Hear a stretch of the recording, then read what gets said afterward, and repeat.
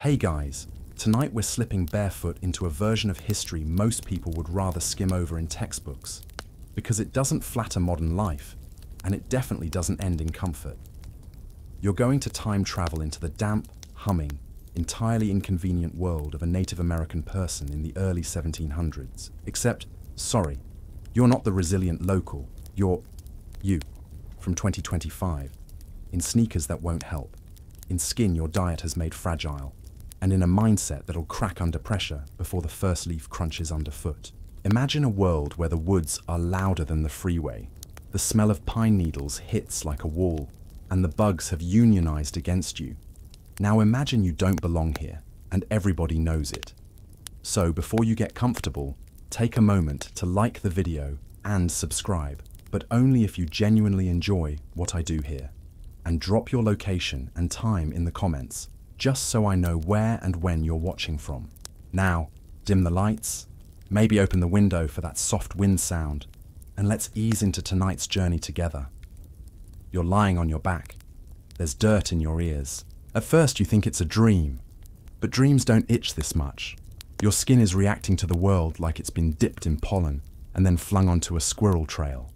There are no chirping birds, just something cawing overhead in a voice like a rusted hinge, and the constant chaotic ticking of insects doing their morning routines. Welcome to your first dawn in 1700s North America. You're already losing. The people around you are waking up too, but not like you. Fumbling, squinting, wondering where the Wi-Fi is. They're up with practiced motion, rolling out of thick woven mats in a smoke-stained longhouse that smells like cedar, bodies, and burnt embers. You were given a corner, mostly out of pity.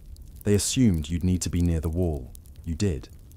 You're not used to sleeping communally, without mattress, blanket, or privacy. You spent half the night listening to people breathe, and the other half wondering if that scratching was inside or outside. The air is dense and cool, but it won't stay that way. You can already feel the promise of humidity. There's no coffee, no kettle, just a handful of embers being coaxed back into flame with a fan made of turkey feathers and patience. Your stomach grumbles, but no one's sprinting to make breakfast. Because here, food is not a morning given. It's a plan, a ritual, a memory of labor from the day before. You stand, poor choice. Your legs ache from yesterday's failed attempt at foraging, and your body is confused by the lack of sugar, caffeine, or screens. Every joint cracks. Someone laughs softly behind you, but it's not cruel. It's understanding.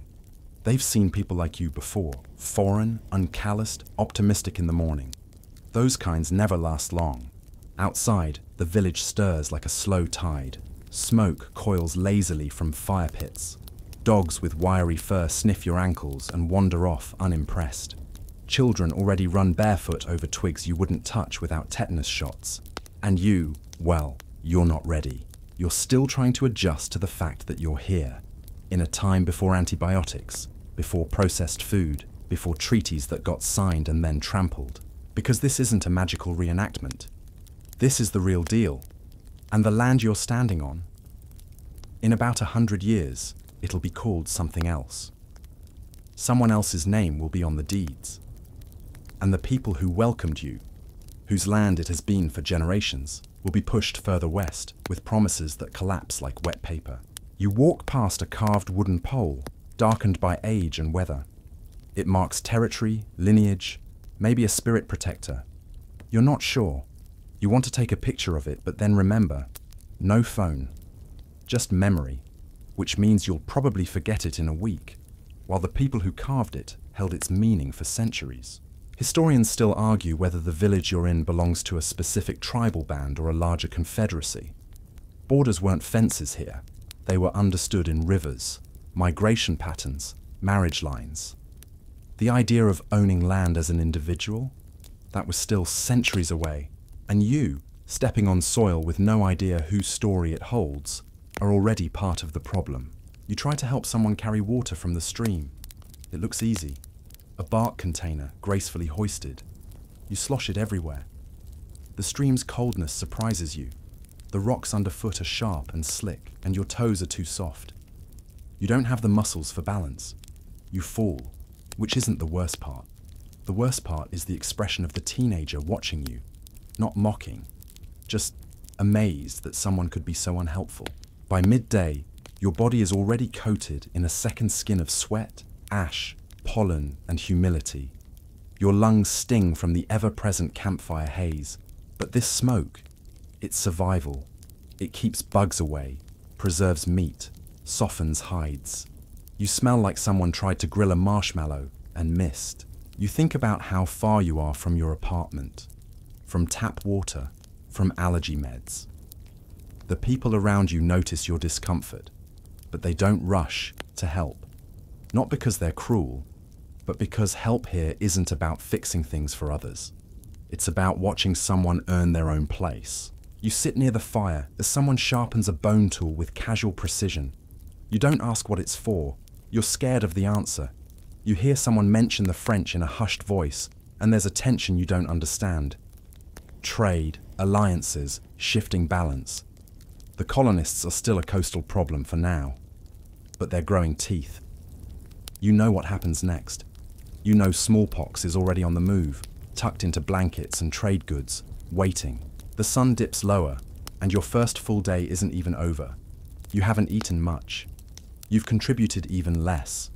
And there's a small part of you that realizes you are, in fact, the weakest member of this entire community.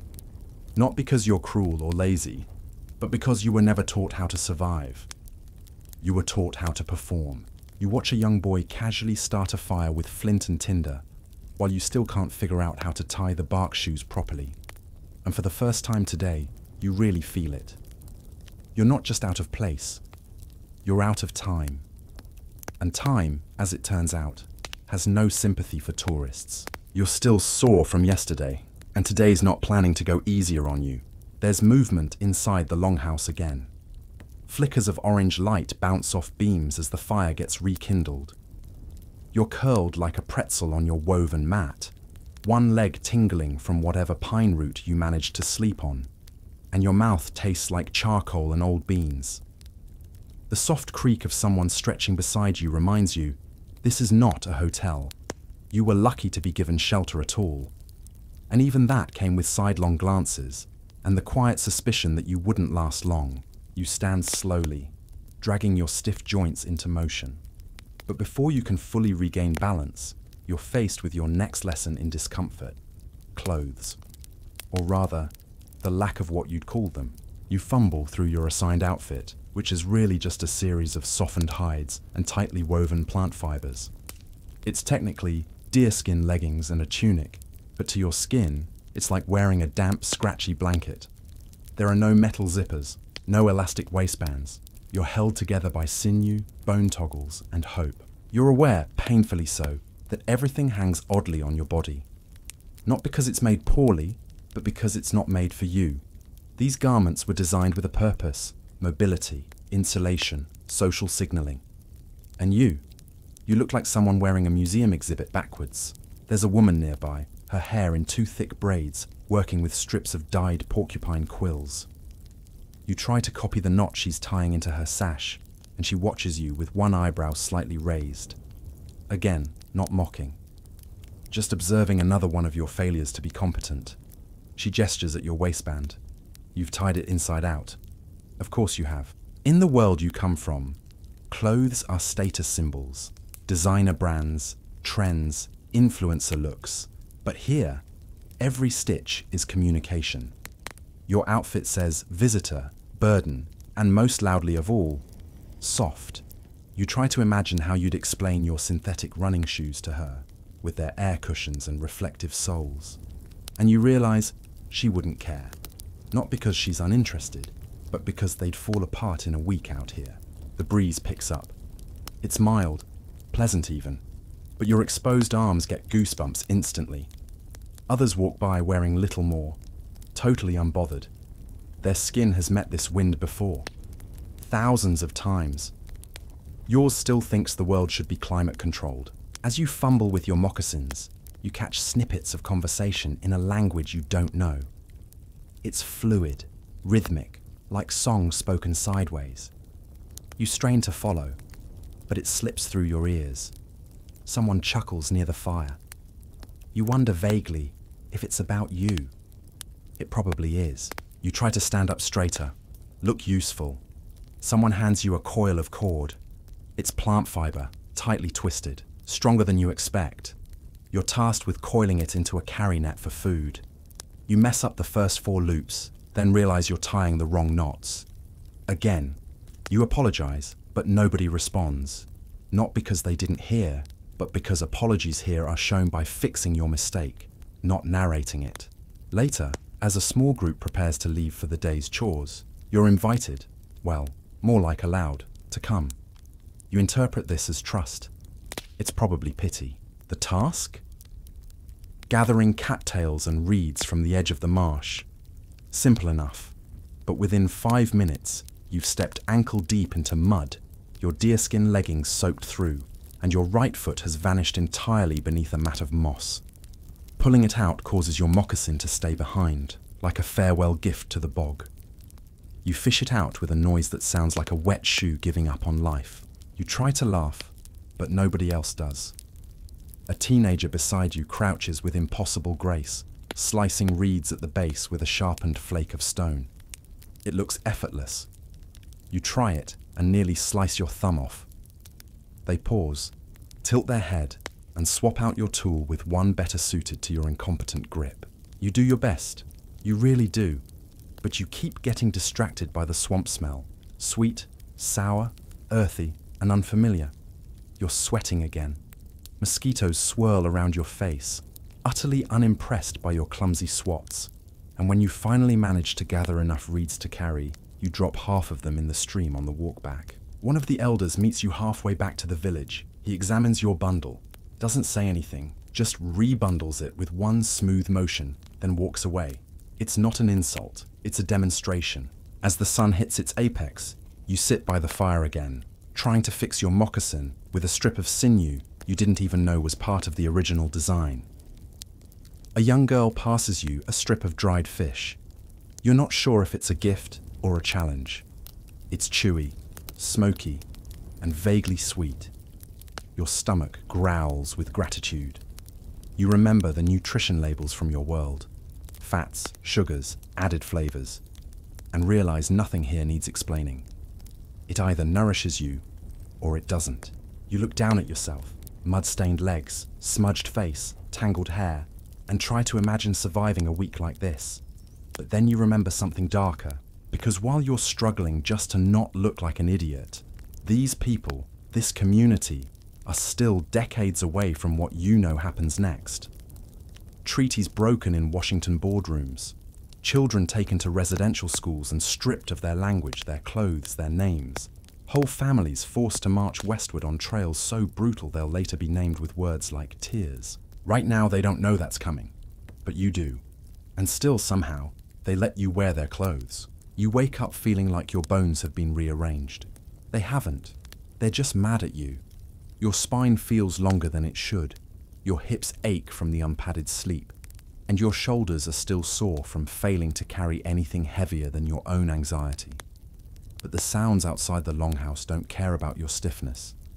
Life is happening. Fast and early. This morning, you're volunteered, unironically, to join the hunting party. Not for anything glamorous, no. You're not given a bow. You're not even trusted with a sharp stick. You're given a bundle of smoky rags meant to waft scent over your clothes, to make you less noticeable. You smell like a walking bonfire now. Great. The hunter you follow is quiet, alert, and probably younger than you, though their eyes suggest the opposite. They move through the forest like the trees part for them. You move through it like the underbrush is actively fighting your every step. There's a rhythm to it all. Step, pause, listen. You get it wrong immediately. A snapped twig under your foot might as well have been a fire alarm. You're silently told to stay back. You crouch, poorly, behind a rock. The earth smells rich and ancient. There are mushrooms you wouldn't dare touch, patches of moss like velvet, and a bird somewhere above that keeps laughing like it knows your credit score. Then a deer appears, not in a dramatic slow-motion way, just there, quiet and curious. You freeze. The hunter doesn't. One pull of the bowstring, one exhale, one shot. You flinch at the impact. It's not clean. The deer runs, injured. There's no celebration, no fist pumps, just movement. The chase is on. You try to follow, but your legs aren't trained for this. Your shoes catch on roots, and your lungs burn like you're breathing soup. By the time you catch up, the deer is still alive but down. It blinks at you, huge eyes, scared. The hunter kneels. A soft chant under their breath. Then a second strike. This one is fast, final, and full of purpose. You can't look away. Not out of horror, out of guilt. Because you know this meat will feed families. Every part of it will be used. And you, the one who winced, will eat it later, without a word.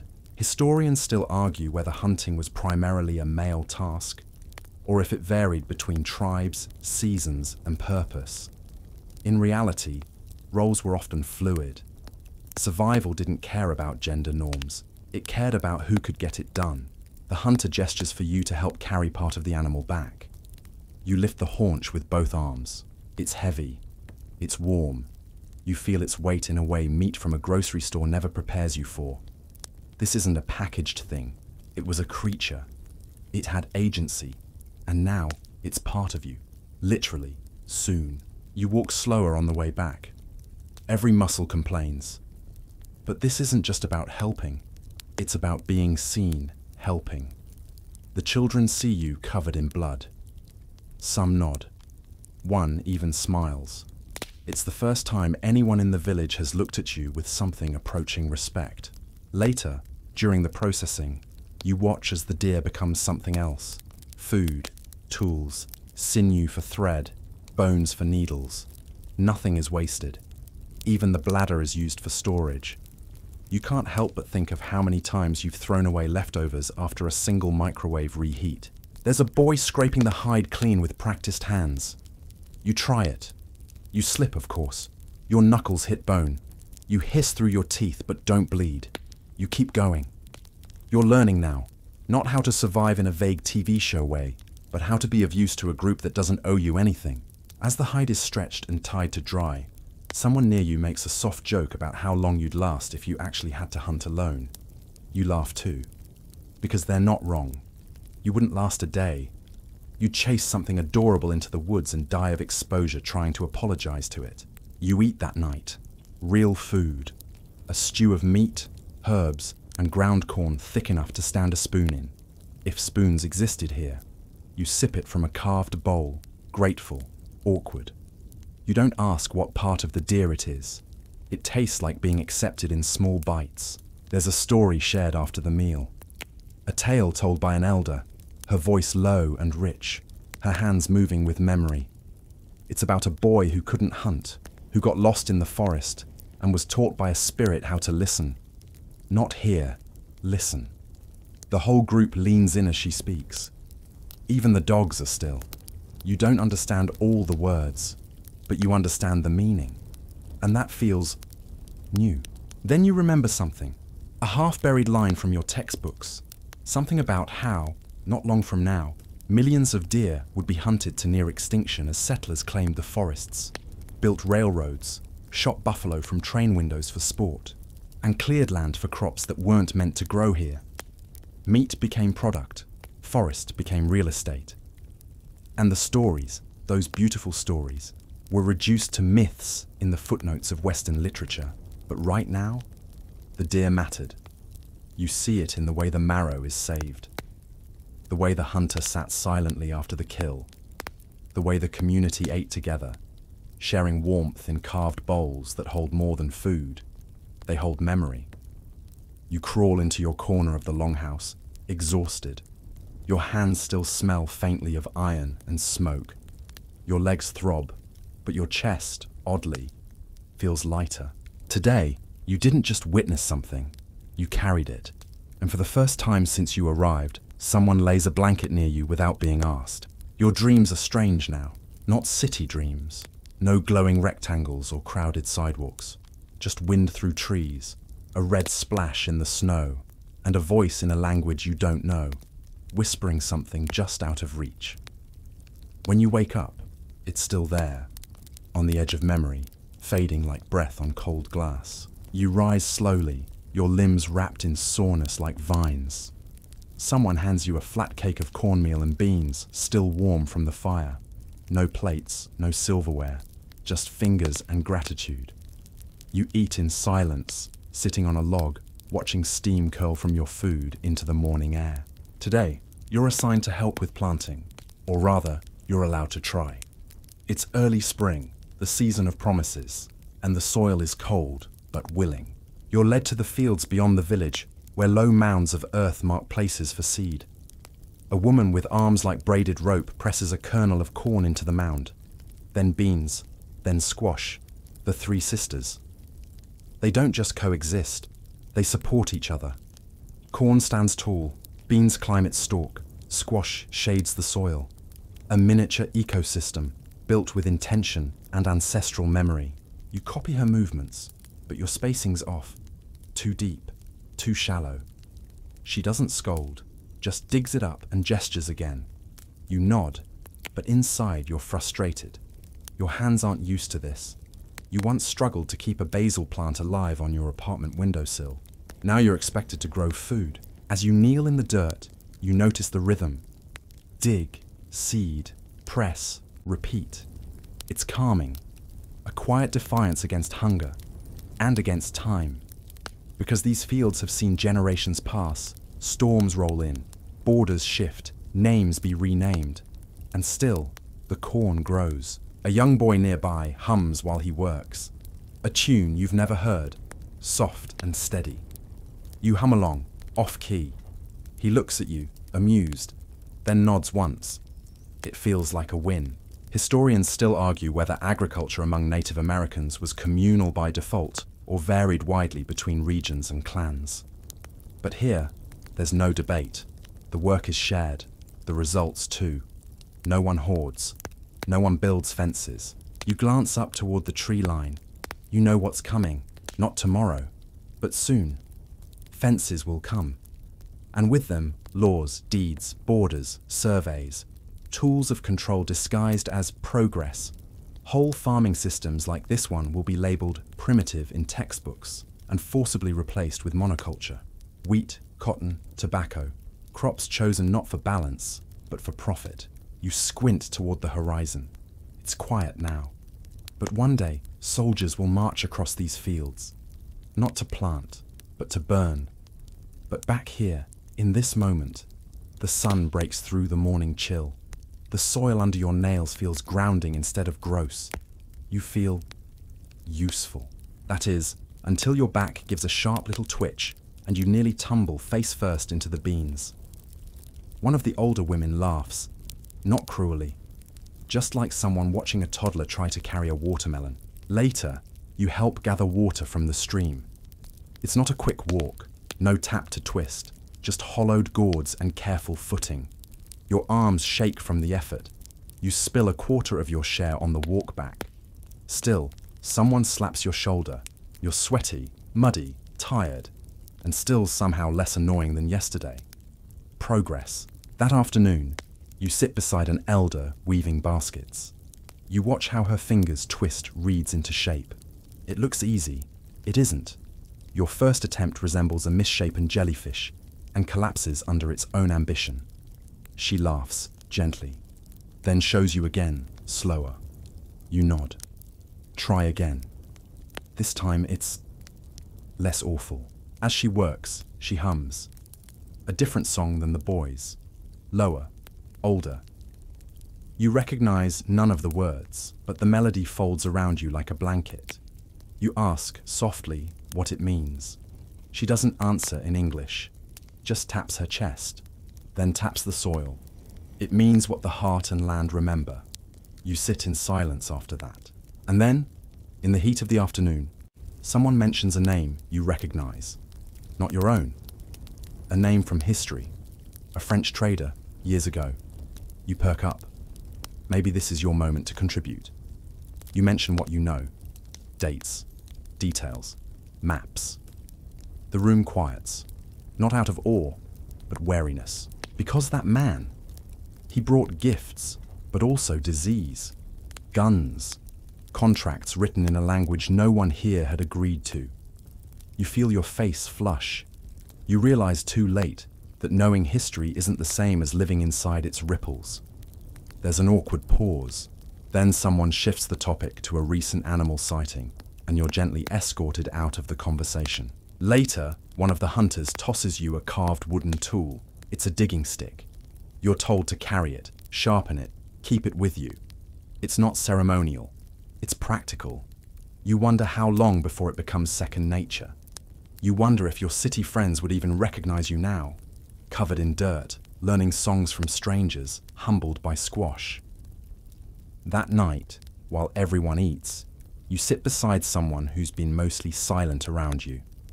A teenage girl, probably 16, definitely unimpressed by you. She watches you spoon up the stew, then asks, flatly, if your people really eat squares of yellow cheese in plastic. You nod. She frowns like you just confessed to eating soap. Then she smirks. That's not food, she says. And you agree. You really do. Later, in the longhouse, someone passes you a woven mat to replace the thin one you've been using. You thank them. They don't reply. They just adjust it for you, then leave. It's not kindness, it's community. And in a world where survival depends on everyone doing their part, being tolerated is the first step to being trusted. You sleep easier tonight, not because it's comfortable, but because now you're beginning to understand the rules. The first sound you hear the next morning isn't birdsong or the soft crackle of a fire. It's shouting. Urgent, sharp, and too close. You're up before you realize what you're doing, stumbling out of the longhouse barefoot, your heart beating in the wrong rhythm. The whole village is moving, not panicked, but fast, focused. You hear a word repeated in a language you still don't understand, but the meaning cuts through. Visitors. A group approaches from the trees. Not stealthy, not hostile, just foreign. You recognize the clothes. Threadbare coats, tall boots, metal buttons dulled by time. European traders, fur agents maybe, or missionaries. You don't know which is worse. They come bearing things. Mirrors, knives, kettles, beads, the gifts. Shiny apologies for diseases that haven't even finished arriving yet. You hang back. You're not part of this. You're not ready. The village leaders step forward. No one bows, but they're polite, reserved. You see the smallest flicker of tension in the way shoulders stay squared, hands close to belts, eyes locked. Negotiations begin. You expect shouting. Instead, it's slow, courteous. The tone is almost musical. Calm exchanges, long silences. Every pause is packed with meaning. You realize uncomfortably that you have no idea who's winning. Historians still argue whether these early encounters were dominated by diplomacy or manipulation. Truth is, it was both. Trade wasn't just about goods. It was about alliances, leverage, long games, and not everyone got a say in the stakes. You watch as a small musket is handed over in exchange for pelts. The villagers are careful with it. They've seen what guns can do, seen a single shot tear through what once required teamwork, patience, ritual. It's not power. It's imbalance, wrapped in wood and steel. One of the traders offers a small silver cross to a child. The child takes it, puzzled. You wince. You know how that goes. A symbol given as a gift now that will become a weapon later, against language, against gods, against stories told under starlight. Another man brings a bottle. Dark glass. Liquid sloshing like a warning. You hold your breath. Someone takes it. Not to drink, just to inspect. Then quietly, it's placed far out of reach of the children. You relax a little, because alcohol is coming. And not the celebratory sacred kind made with berries and thyme. This is industrial poison, poured into communities with full knowledge of what it would do. The records don't lie. Traders knew. Missionaries knew. Government agents definitely knew. The plan wasn't just guns and germs. It was dependency. Hollow out a culture, then sell back pieces of what you destroyed. After the visitors leave, laden with fur and smiles, the tension lifts, but not all the way. There's a quiet debrief among the elders. You're not included, but you hover near the edge, pretending to inspect the path. You hear just enough. Names, warnings. A place downriver where people got sick after a trade. A child who disappeared. A cousin who stopped speaking his language after too many lessons with a man in black robes. You feel it like a draft across your bones. Later, you're sent with a few others to gather sap from the trees. Not for syrup, not today. This batch is for sealing containers, for medicine. You carry wooden buckets and sharp stone tools. The forest smells sweet, earthy, sticky. As you carve into the bark, you whisper an apology. You saw someone else do it earlier. A quiet thank you to the tree. It sounds silly. It also feels right. Your hands are getting steadier. Your back complains less. You can carry more now. Your shoulders ache, but they ache after the work, not during. That's something. On the way back, a child slips and scrapes their knee. You kneel instinctively and clean the cut with water. Then you wrap it with a strip of clean cloth from your bundle. No panic, no over-explaining. You just help. The child looks up at you, confused, then grins. That night, over the fire, someone hands you a carved rattle. Simple, beautiful. It's placed in your lap like a question. You're told to shake it when the story begins. Not because you're ready, but because you're here. And the story that night is different. It's not about animals or spirits or lessons. It's about a girl who married a man from far away. A man who brought her coins and strange clothes and words that didn't fit in her mouth. She tried to live in his world, and he tried to love her in his. But the rivers were wrong, and the food too salty, and in the end she came home changed. No one calls her a traitor, just lost for a while. You hold the rattle tighter, because that's you. A visitor, trying not to cause harm. Learning too slowly. Asking questions with your body instead of your mouth. You lie awake after the story ends, listening to the fire crackle, listening to your own breath. You remember textbooks that describe trade between native peoples and Europeans as mutually beneficial. You wonder what beneficial means when one side gets steel and the other gets smallpox. You turn over and sleep takes longer to come, not because you're afraid, but because you're beginning to care.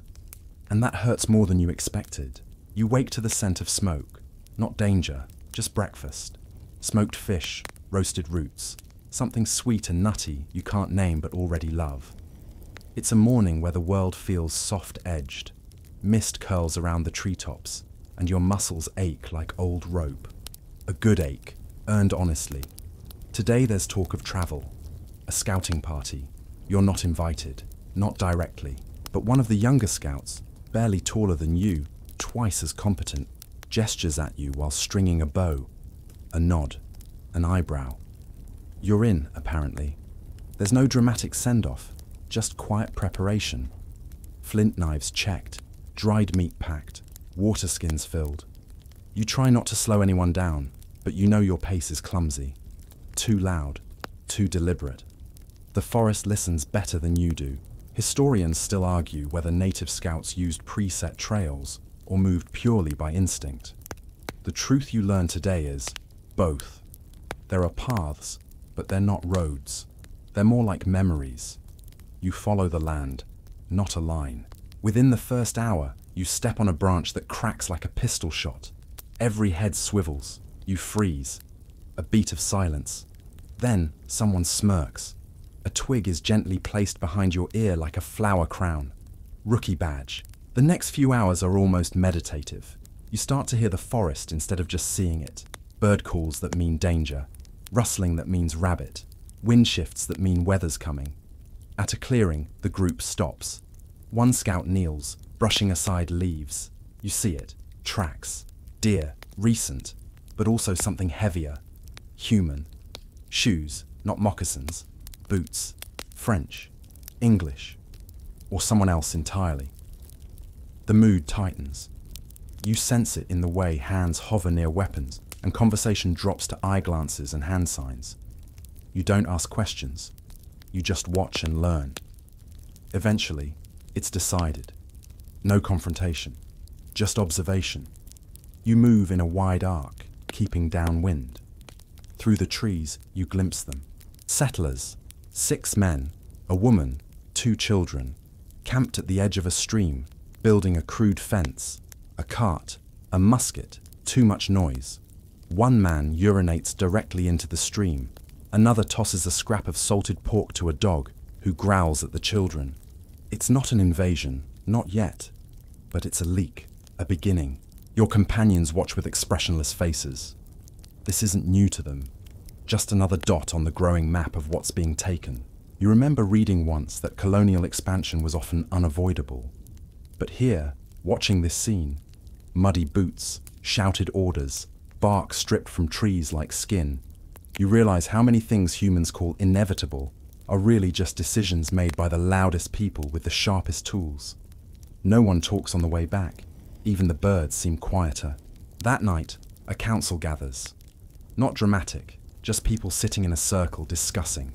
Some are angry, some are tired. One man speaks softly about his sister's village, further south, where settlers built a church before they built a well. She now carries water 3 miles every morning, but the sermons are punctual. Another mentions a treaty that was signed, then ignored. Another, a hunting ground now fenced. You sit on the edge, silent. Just a pair of ears. And still, even here, you feel the gravity shift. The words don't need translation. They're all about loss. Historians still argue whether native resistance in the early 1700s was coordinated or scattered. Tonight you realize that resistance isn't always war paint and battle cries. Sometimes it's just telling the truth when someone keeps trying to rewrite it. You help carry messages between houses the next morning. Simple errands, quiet tasks, a reminder that even peace takes effort. You pass a woman grinding corn with a stone tool. Her movements are rhythmic, hypnotic. You offer to help, expecting a polite refusal. Instead, she steps aside. You take her place. Your arms tire in minutes, but she nods. Acceptable. She tells you a story, low and calm, about a time when animals could talk, about a fox that married a human, about betrayal, and how language was broken as punishment. You don't understand all the words, but you understand the shape of them. And the message: stories don't explain the world, they hold it together. Later, you're invited to help gather clay for pottery. The source is a shallow pit near a slow-moving creek. You kneel, scraping mud into baskets, feeling the fine grit coat your nails. One of the elders shows you how to test it. Squeeze, twist, flick. You never thought of mud having personality before. They explain how this same clay was once used to make effigy pots, faces and forms shaped into vessels. Not just for use, but for memory. But fewer are made now. Too many stories forgotten. Too many hands lost. You shape your first coil, and it collapses. Of course it does. Someone jokes that your pot looks like it's trying to become a snake and failing. You laugh too. That night, they're singing, not for ceremony, just for mood, call and response. You don't know the words, but you hum along. The melody feels like a river with no beginning or end. One of the teens, the one who mocked your plastic cheese, hands you a carved flute, daring you. You make a noise that resembles a dying goose. Everyone groans. You try again, marginally better. It's a small thing, but it feels like forgiveness. And then, a small moment.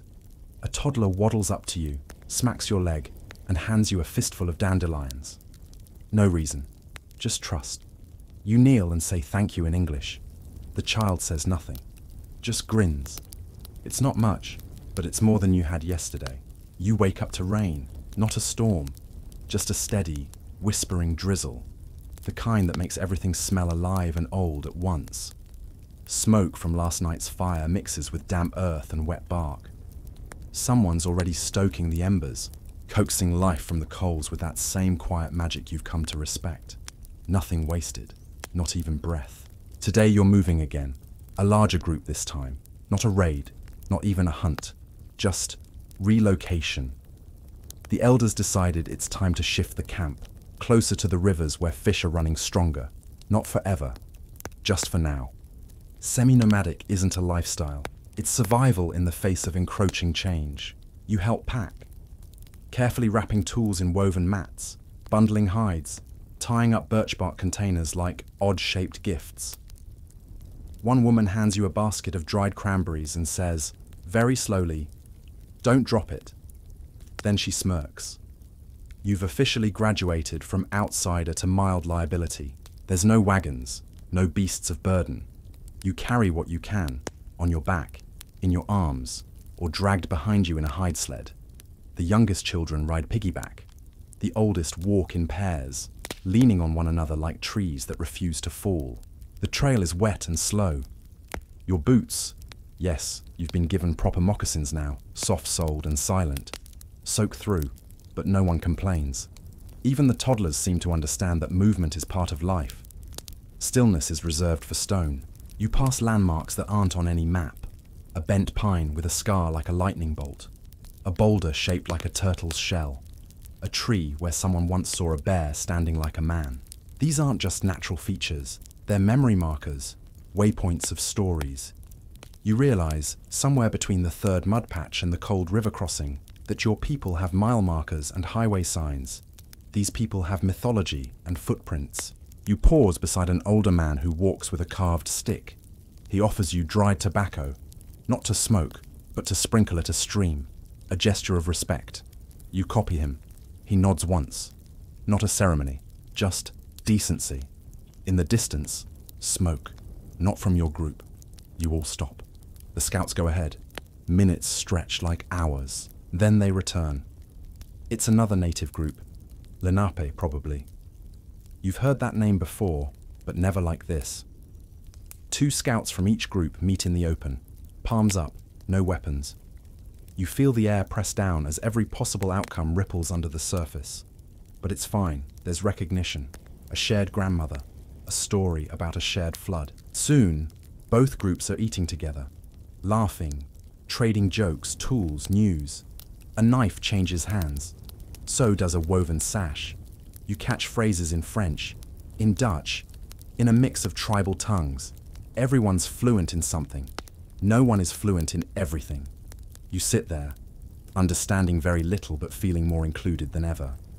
And then the talk shifts. One man says the Dutch have brought in new settlers, more aggressive, with more guns than goods. Another says a missionary took 3 children from his village, promising education. No one's seen them since. Another tells of farmland poisoned, deliberate salt sown into the ground by men who didn't even try to hide it. No one shouts, no one cries. They just speak. This is how trauma travels. Hand to hand, mouth to mouth. Not always named but never ignored. After the meal, both groups go their own way. You watch the other children disappear between the trees like smoke in reverse. You wonder how many more you'll meet. How many will still be there tomorrow? By late afternoon, you reach the new campsite, a gentle slope near the water, shaded by broad oaks. You start helping unpack. A rhythm builds. Posts go into soil. Fire pits get lined with stone. You've never built anything real in your life, but now your fingers know how to lash bark to bark, how to bend green branches into frames. You've stopped asking questions like, how do you know where to put everything? Because the answer is always the same. You just do. Knowledge passed in looks and hands, not manuals. Later you're told to gather river water. Alone this time. You take a gourd and head down the slope. The river is cold and fast. You kneel, fill the container slowly, try not to slip, and then you see it. A small bundle, snagged on a branch near the bank. Cloth wrapped. You reach for it. It's a doll, rag stuffed, worn, made with careful fingers. One eye missing. The kind that doesn't get lost easily. Someone placed it there, or offered it, or forgot it in a moment too urgent to remember. You leave it. Some things aren't yours to touch. Back at camp, someone's making cedar tea. You sit, warm your hands around the cup. The taste is strange. Bitter at first, then sharp and sweet. You ask what's in it. The answer, tree. You nod. Of course, just tree. Night falls slower here. Stars blink awake like they've been watching you all day, just waiting for their cue. There's singing again. Not joyful this time, not solemn either, something in between. A woman sings of a fish that swallowed a man, then carried him downriver until he forgot why he was afraid. Another voice joins in, low, steady, grounding the melody. You don't join in, you just listen. Because this isn't your song, but for tonight, it's where you belong. As you curl into your bedroll, woven mat, hide blanket, cedar under your head, you think of all the people who once lived exactly this way, and how few are allowed to anymore. You wonder how many centuries can pass before something breaks, and nobody remembers how to fix it. And you wonder if pretending not to see the cracks is what caused them in the first place. You wake to the scent of wet earth and charcoal. Last night's rain drenched the camp, but the fire's embers survived, nestled under layers of ash like a secret waiting to be told. You blink against the morning light and realize today's lesson is all about making things, real objects with real purpose. No IKEA assembly instructions, no YouTube tutorials, just your hands, some rocks, and an ancient curiosity that never needed charging. Your first task, fire.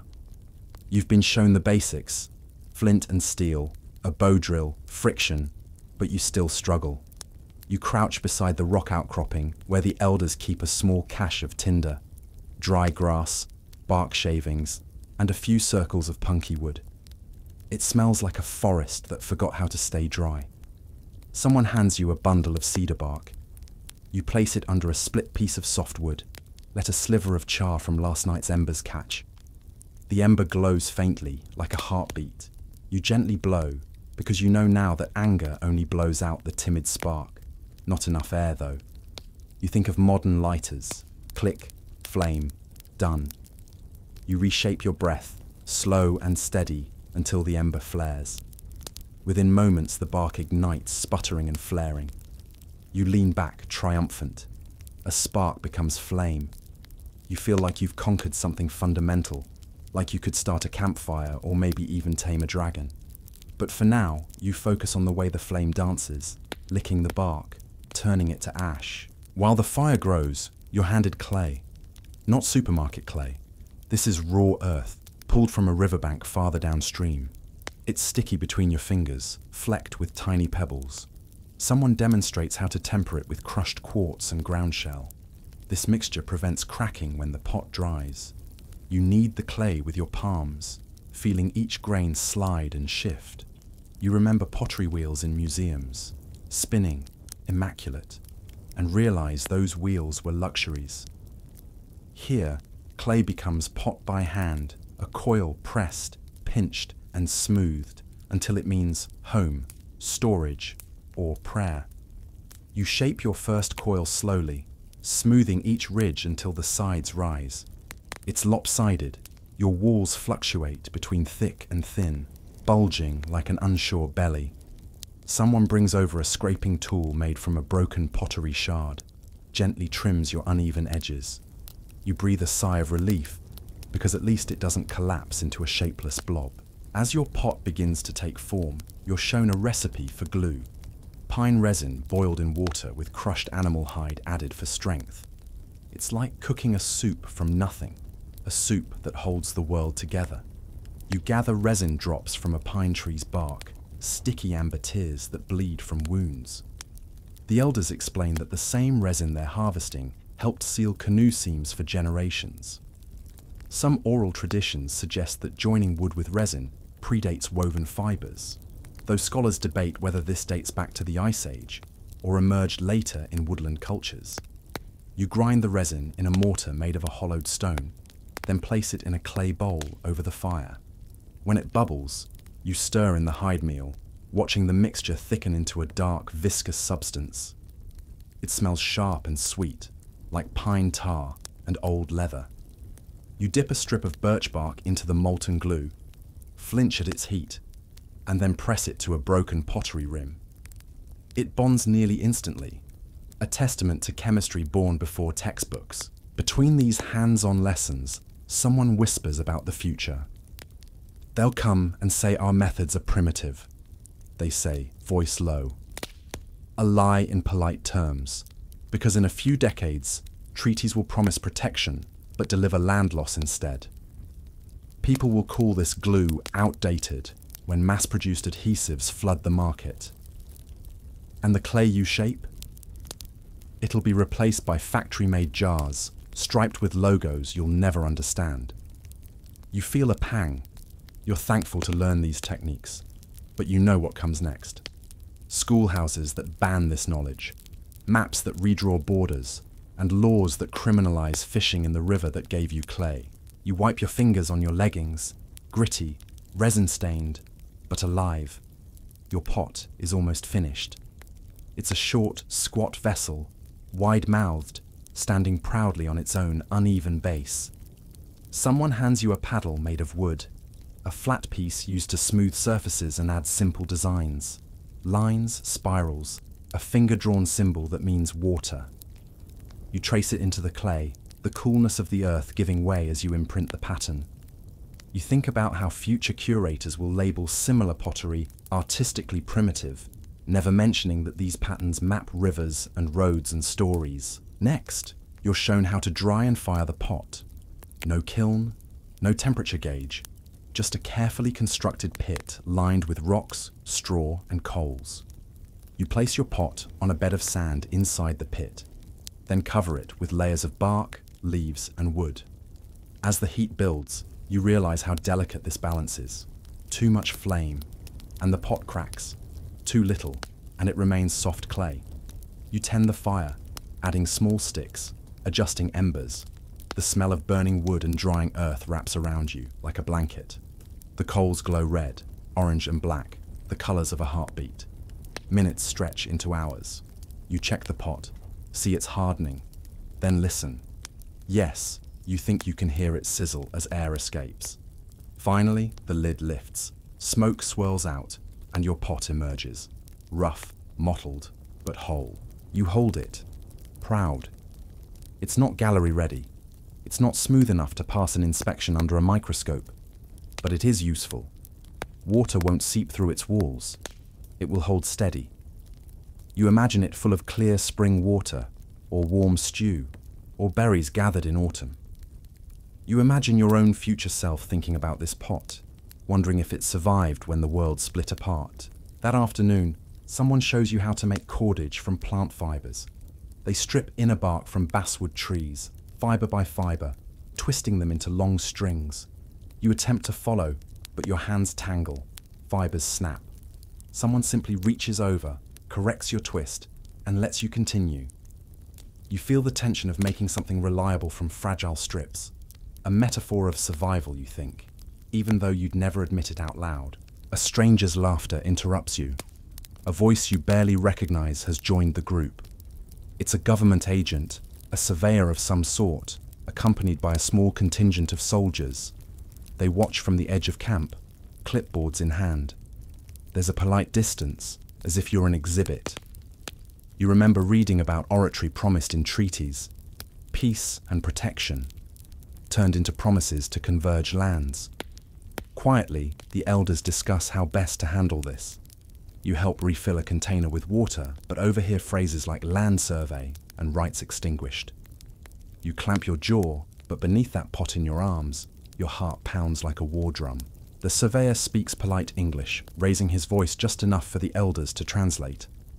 He talks about boundaries, lines, measurements. You watch as the elders put one hand to the earth, eyes soft but resolute. They speak of that which has no beginning and that which lives beneath our feet. The meaning is clear. These lands belong to people whose maps extend beyond ink. By evening, the agent and his men leave. No forced removal today, no shots fired. But you realize this: the science of resistance isn't always loud.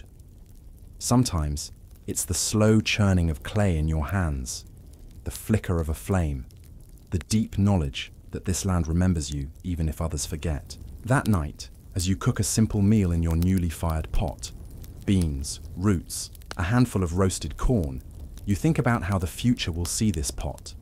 Maybe as excavated artifact, 245. Maybe as vessel of indigenous art, rarely as a tool forged with knowledge, care, and a stubborn belief in tomorrow. You stir the beans, feel the heat radiate through the clay.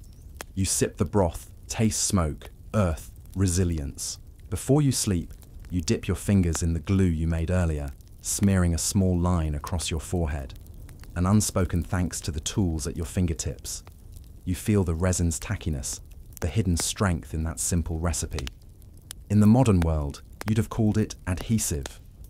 Here, it's a promise that bits and pieces can still hold together, even when everything else is falling apart. You crawl into your bedroll, feeling the ache of purpose in your bones. You think about how tomorrow you'll learn something new, maybe how to tan hide or weave a net that doesn't fall apart in a single fishpool. You think about how you wouldn't last a day without these methods. Methods passed down by hands older than your family's memory. You drift towards sleep, clutching both pot and glue in your mind, each a reminder that chemistry and creation are universal, but their roots run deep and tangled. You realize that whatever the surveyors draw on paper, you have something they'll never measure. The knowledge of how to make a future from clay and resin. You wake to the sharp scent of pine needles crushed underfoot and the faint taste of wood smoke on the breeze. The camp stirs slowly, a mosaic of voices and movements weaving a rhythm older than you can quite grasp. Today, your role is to learn how food itself tells a story, not just about survival, but about connection, identity, and sometimes loss. You follow a few hunters into the forest, boots muffled on moss and fallen leaves. They move silently, eyes scanning the shadows. You're handed a bow, strung tight and ready, and a few arrows fletched with feathers that still quiver from recent flight. The weight of the weapon surprises you. It is lighter than a modern hunting rifle, but carries the same quiet threat. You learn that the bow's design changes from tribe to tribe, tailored to local prey and terrain, like a suit molded to a hand you haven't yet shaken. Minutes crawl as you track a deer's fresh hoofprints in the damp earth. You feel your heartbeat slow, breath matching the forest's pulse. One elder whispers how deer meat was a staple but never wasted. Every part was used, from sinew for bowstrings to marrow for medicine. You imagine that precision, that respect, contrasting with today's throwaway culture. Yet, as you prepare to draw the bow, a sudden crack of a snapped twig makes you jump. The deer is gone. You learn that hunting isn't about quick kills. It's a balance of patience, knowledge, and humility. Your bow stays in hand, but the lesson shifts. You sit on a mossy log while the hunters discuss seasonal foods, nuts, berries, roots. One points out a cluster of bright red berries, the danger and delight of pokeweed. You learn that pokeweed leaves were once cooked carefully to remove toxins, a culinary risk modern diners would avoid with a Yelp review. It is a reminder that indigenous food traditions involve deep knowledge of the land, chemistry, knowledge that would later be disparaged as primitive or poisonous by settlers unfamiliar with local flora. On your return, you find the camp alive with activity. Women are grinding corn on stone slabs, pounding it rhythmically until it becomes fine meal. The sound is a steady percussion, a grounding heartbeat you hadn't noticed before. A man hands you a pouch of dried maple sugar, an ancient sweetener gathered in late winter. You taste it and understand sweetness in a way supermarket candy can't match. Smoky, deep, and real. You notice a group gathered near the riverbank. They're fishing with nets made of woven fibers, another skill you've only begun to appreciate. The nets dip and shimmer, catching small fish glinting silver in the sun. You learn that fish were more than food. They were a trade commodity, a source of fertilizer and even medicine. The camp's economy was a delicate web, balancing subsistence and exchange. You wonder how many of those connections will survive when the trading posts move in. Later, an elder tells a story of the three sisters: corn, beans, and squash. Plants grown together in a symbiotic embrace. The corn offers a stalk for the beans to climb. The beans fix nitrogen into the soil, and the squash spreads along the ground, shading out weeds. You marvel at this agricultural wisdom. Crops planted not just to feed bodies, but but to nurture the earth itself. The technique predates much of European farming and challenges the myth of virgin wilderness waiting to be tamed. You're handed a small bowl of stew made from these staples. The taste is earthy and rich, each bite reminding you that every ingredient carries a story of time, place, and care. As night falls, you reflect on the subtle, almost invisible losses. The decline of wild game from overhunting by settlers, the displacement from fertile lands, the introduction of foreign crops and livestock that disrupted ancient rhythms. You realize the food traditions you were tasting are survivors, resilient threads in a fabric frayed by colonial hands. Your dreams that night are heavy with scents: pine, smoke, fresh earth, and a whispered promise that the stories and the meals will persist, even if many today refuse to taste their truth. You wake to a horizon blurred with morning mist and the faint murmur of distant drums, rhythms pulsing like a heartbeat you almost forgot to hear. Today, your lesson is the language of ceremony, how rituals, dances, and stories stitch together people and place in ways words alone can't. Your feet lead you toward the center of the village, where a great fire pit waits, surrounded by logs worn smooth from generations of sitting. Elders gather, their faces marked by time and wisdom, their eyes sharp and calm. You notice the subtle sway of feathers in their hair, the intricate beadwork shimmering softly under the waking sun. Someone hands you a rattle made of hollowed gourd, filled with tiny pebbles. It feels light, but carries weight of meaning. You learn that ceremonies mark not just seasons, but life itself. Births, deaths, hunts, harvests. They bind the living to ancestors and to the land. They are moments where time bends and the ordinary becomes sacred. A young woman begins a soft chant, her voice rising and falling like the wind weaving through the pines. Around the fire, others join in, their voices layering into a tapestry of sound that wraps around you like a blanket. You notice the drum beats sync with their breathing, the rattle shaking in your hand, mimicking the heartbeat of the earth itself. Someone explains the meaning behind a dance you watch, feet stomping rhythmically, hands weaving symbols in the air. It's a story told without words, of creation and destruction, of balance between light and dark, life and death. You feel the energy, see the history flow through every movement. The dancers are both telling and becoming the story. You're invited to join a small circle where elders share oral histories, stories passed down through centuries, carefully preserved in memory because paper and ink were not their tools. You learn about the spirit of the buffalo, once a lifeline, now nearly gone. About a great flood remembered in song. About trickster figures who teach lessons through mischief and wit. One elder gently touches your shoulder and explains how these stories are more than entertainment. They are guides, warnings, lessons on how to live with respect and humility. You think about how these oral traditions will be suppressed, how boarding schools will try to erase them, how many voices will be silenced. You try your hand at the rattle again, shaking it softly, feeling its rhythm join the chorus of the morning.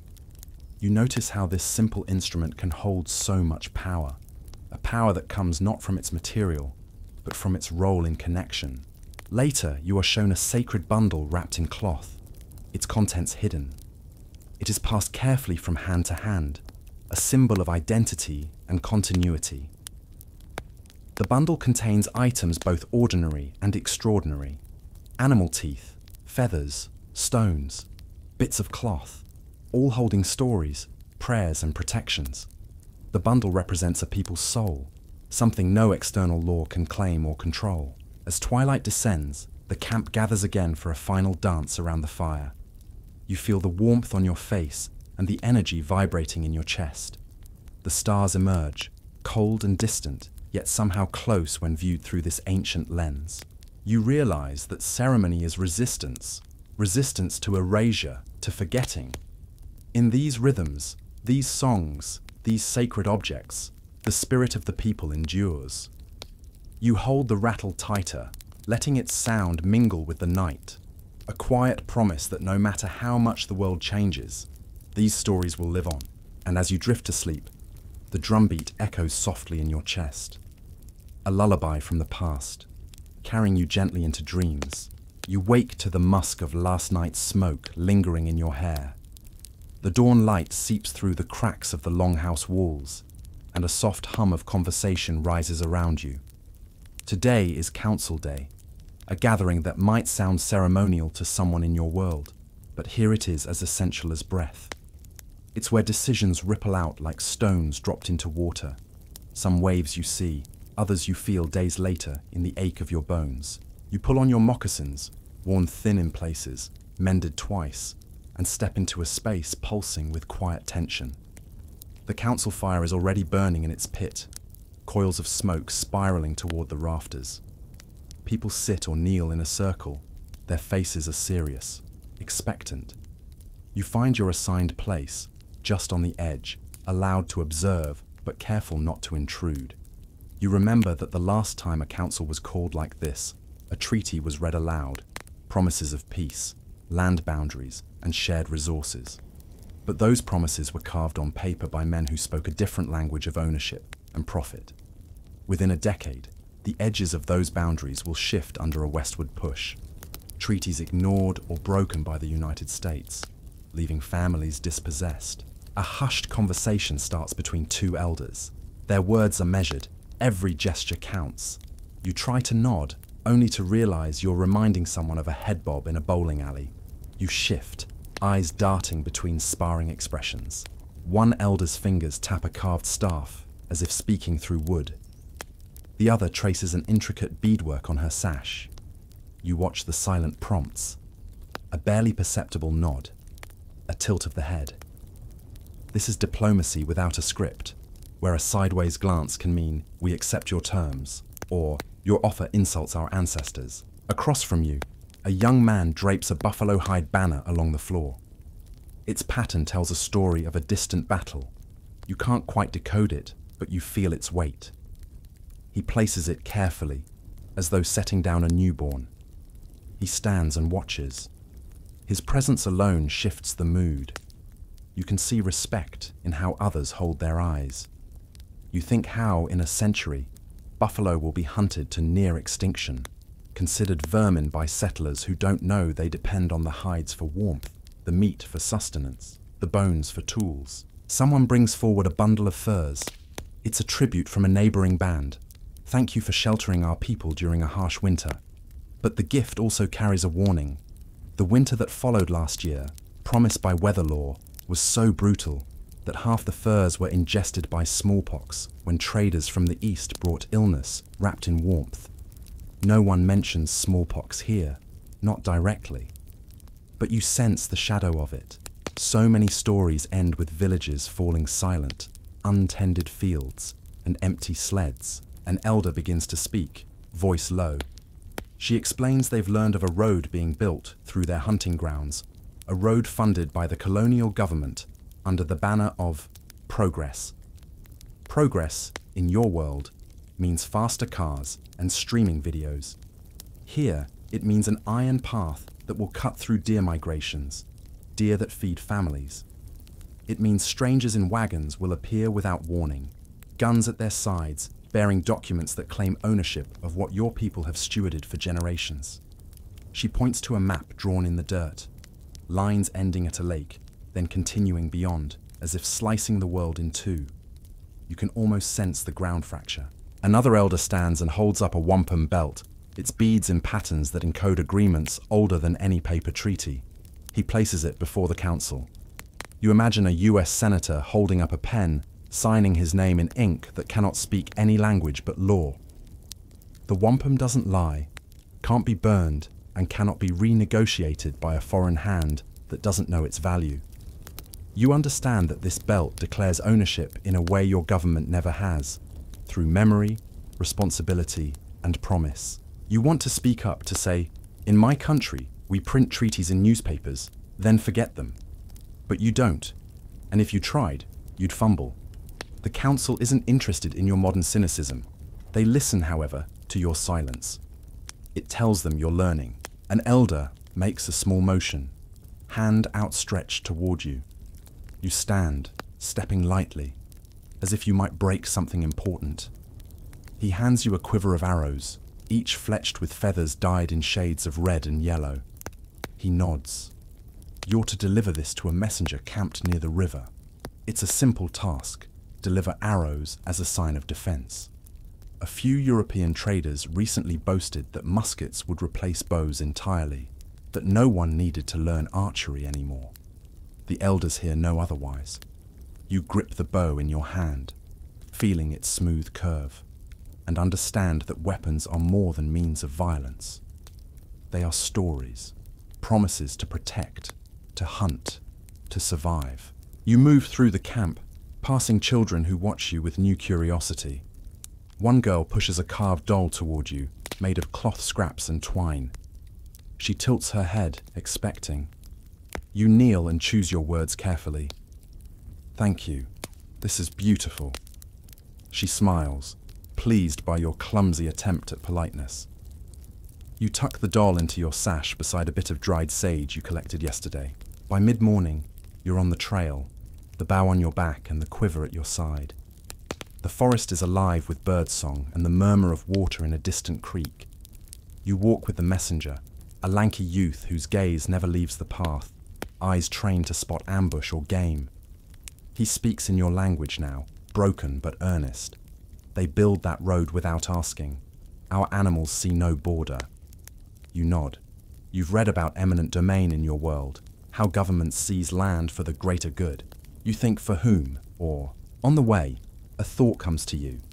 This bow you carry was crafted from a single sapling chosen at just the right time.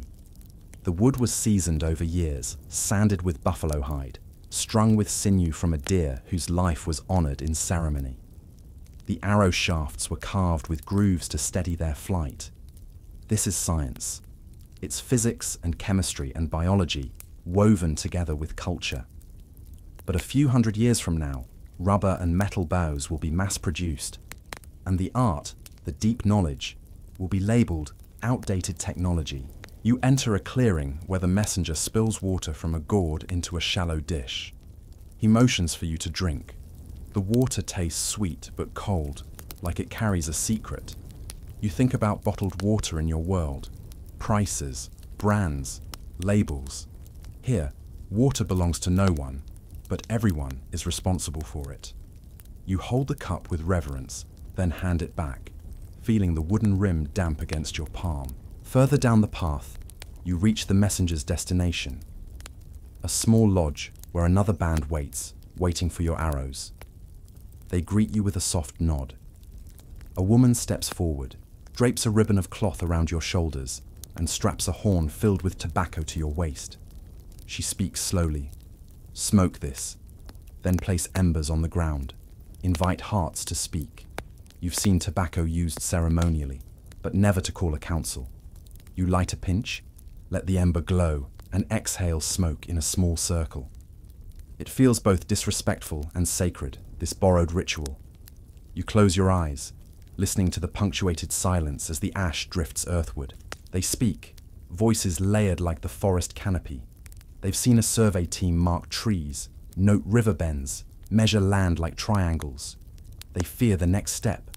More markers, bigger teams, soldiers to enforce lines drawn on maps. You imagine boundary stones resting heavy in sun's pockets. No trespassing signs blooming like poison ivy. You think how, by 1830, the US government will pass an Indian Removal Act that forces entire nations to walk west under threat and starvation. You clamp your jaw, because stories like this make your chest ache and you refuse to cry in front of strangers. They accept the arrows. Their leader, an older woman with silver in her hair, touches the fletching, then speaks in a low tone. Your people's words must be strong as arrows. You bow, because there's no modern translation for that truth. You turn to leave, heart heavy, but something shifts inside. You feel part of a vast network that refuses to break, despite centuries of treaties shredded like autumn leaves. On your return, you stop by the old cedar where you carved your name with a flint blade yesterday. You trace the letters, rough, jagged, now softened by bark's growth. You wonder who will stand here in 50 years, run a hand over that mark, and question what you were doing in these woods. You hope they understand it wasn't a tourist's scrawl. It was a vow to remember. At dusk, you slip back into the longhouse where the council still sits. Firelight flickers like slow lightning on every face. They welcome you with a nod. You place the empty quiver on the ground before you. An elder picks it up, tilts her head as if weighing your service. She stands, steps toward the east side of the room, and places a basket of fresh berries next to the council fire. It's a subtle gesture, a way of saying gratitude, of marking that your steps helped link two peoples, two lands. No one thanks you out loud. They don't need to. The council shifts, and the next deliberation begins.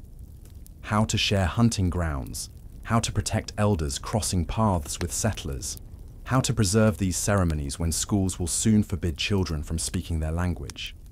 You sit quietly, aware that your presence is both anomaly and symbol, proof that someone from the future cares, at least a little, about stories not always written in books. As the council session stretches into night, you trace your fingers along the rim of a simple wooden bowl at your feet.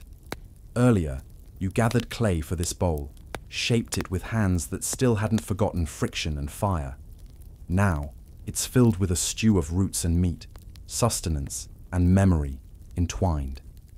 You taste it, warm and salty, and think, despite broken promises, despite stolen lands, despite unmarked graves, you are here, you are witness. You are remaking your own science of understanding. One bowed head, one silent respect, one arrow delivered.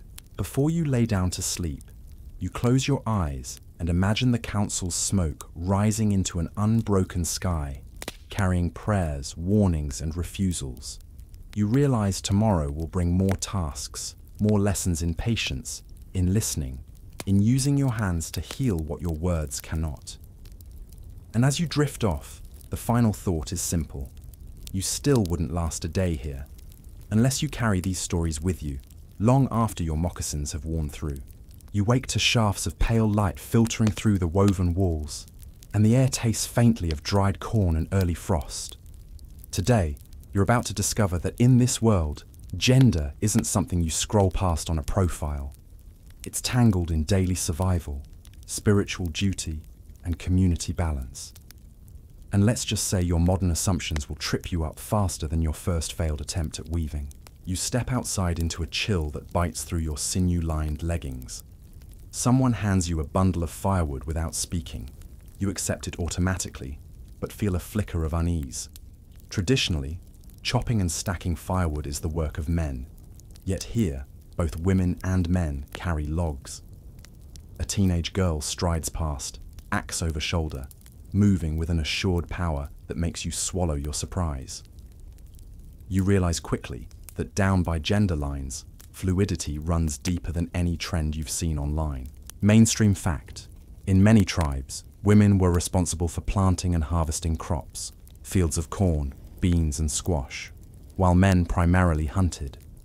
You recall the rhythmic pounding of the corn yesterday, and now you're handed a hoe made from bent wood, tasked with weeding alongside women who grin at your hesitation.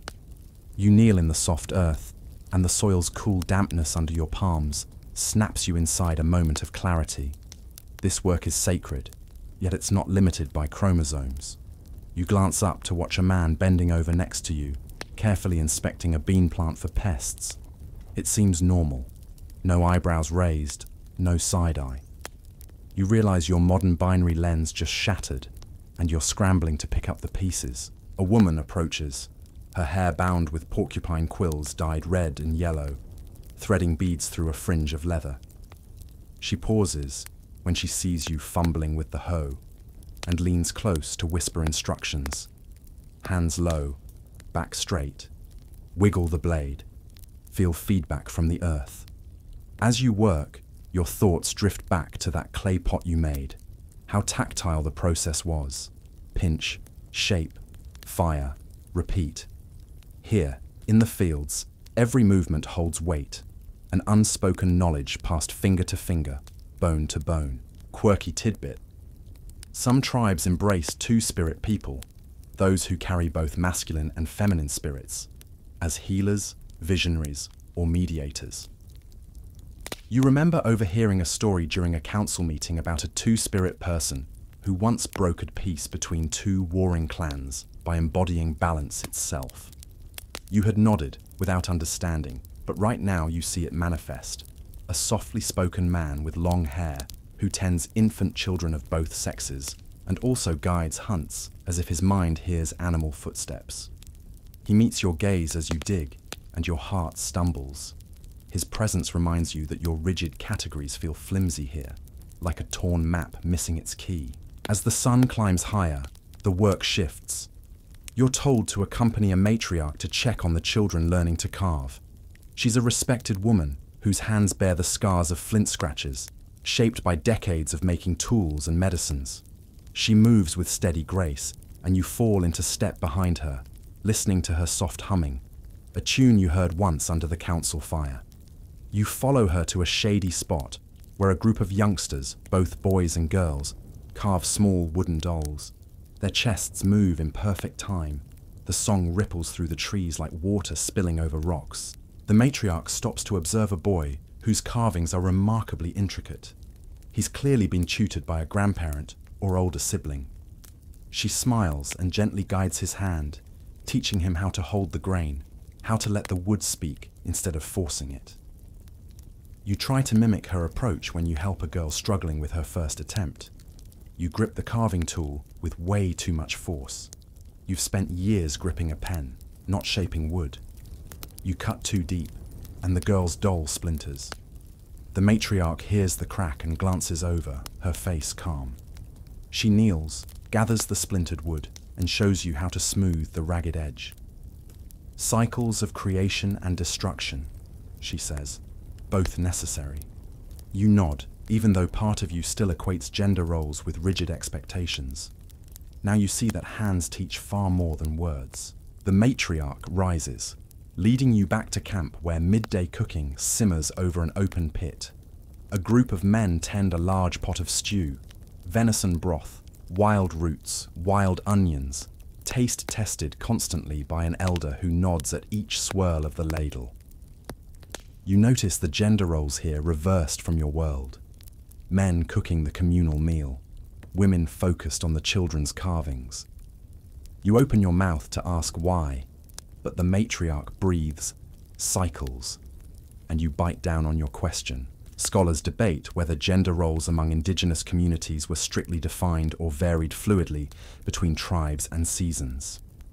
You ponder that as you pick up a wooden paddle to stir the stew, your arms sore from morning's hoeing. The stew tastes smoky, tangy, and warm, a reminder that nourishment doesn't ask about your chromosomes, just that you needed food. Later, you're directed to learn how to tan hide, a task typically led by women and two-spirit individuals here, blending art, chemistry, and ritual. A woman kneels by a pit of soaking hides, showing you how to remove fat, flesh, and hair before immersing the skin in a solution made from animal brains, a native tanning technique that turns hide into supple leather. She explains that every scrape, every soak, every gentle stretch on a wooden frame is both science and spirit, removing decay and infusing longevity. You gag at the smell of burnt hair mixed with deerskin, but she laughs softly and says, "Senses sharpen with understanding." You attempt the scrape and the hide pulls against you, sticky and resistant. You think of your sneakers back in 2025, synthetic, unfeeling, compared to this hide tangled with centuries of knowledge. The two-spirit man appears beside you, guiding your hand with quiet confidence. You notice the curve of his jaw under long hair, and how his presence transcends the categories you grew up with. He murmurs, "Balance." You find yourself repeating the word, realizing this task demands respect for both life and death, both strength and gentleness. As dusk nears, a call goes out. It's time for the moon ceremony, tied to lunar phases that guide planting, hunting, and community rituals. You follow men and women, two-spirit, elders, children, to a circle cleared in the forest. Torches flicker like fireflies, and the rising moon glows pale and watchful.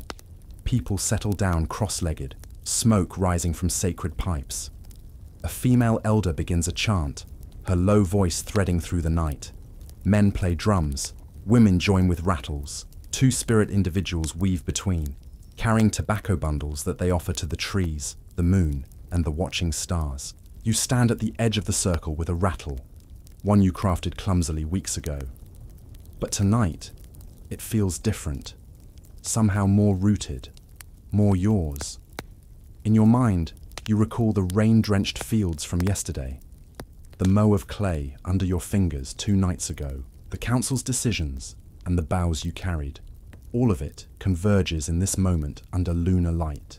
The elder's chant shifts, weaving a story of a woman warrior who disguised herself as a man to lead her people.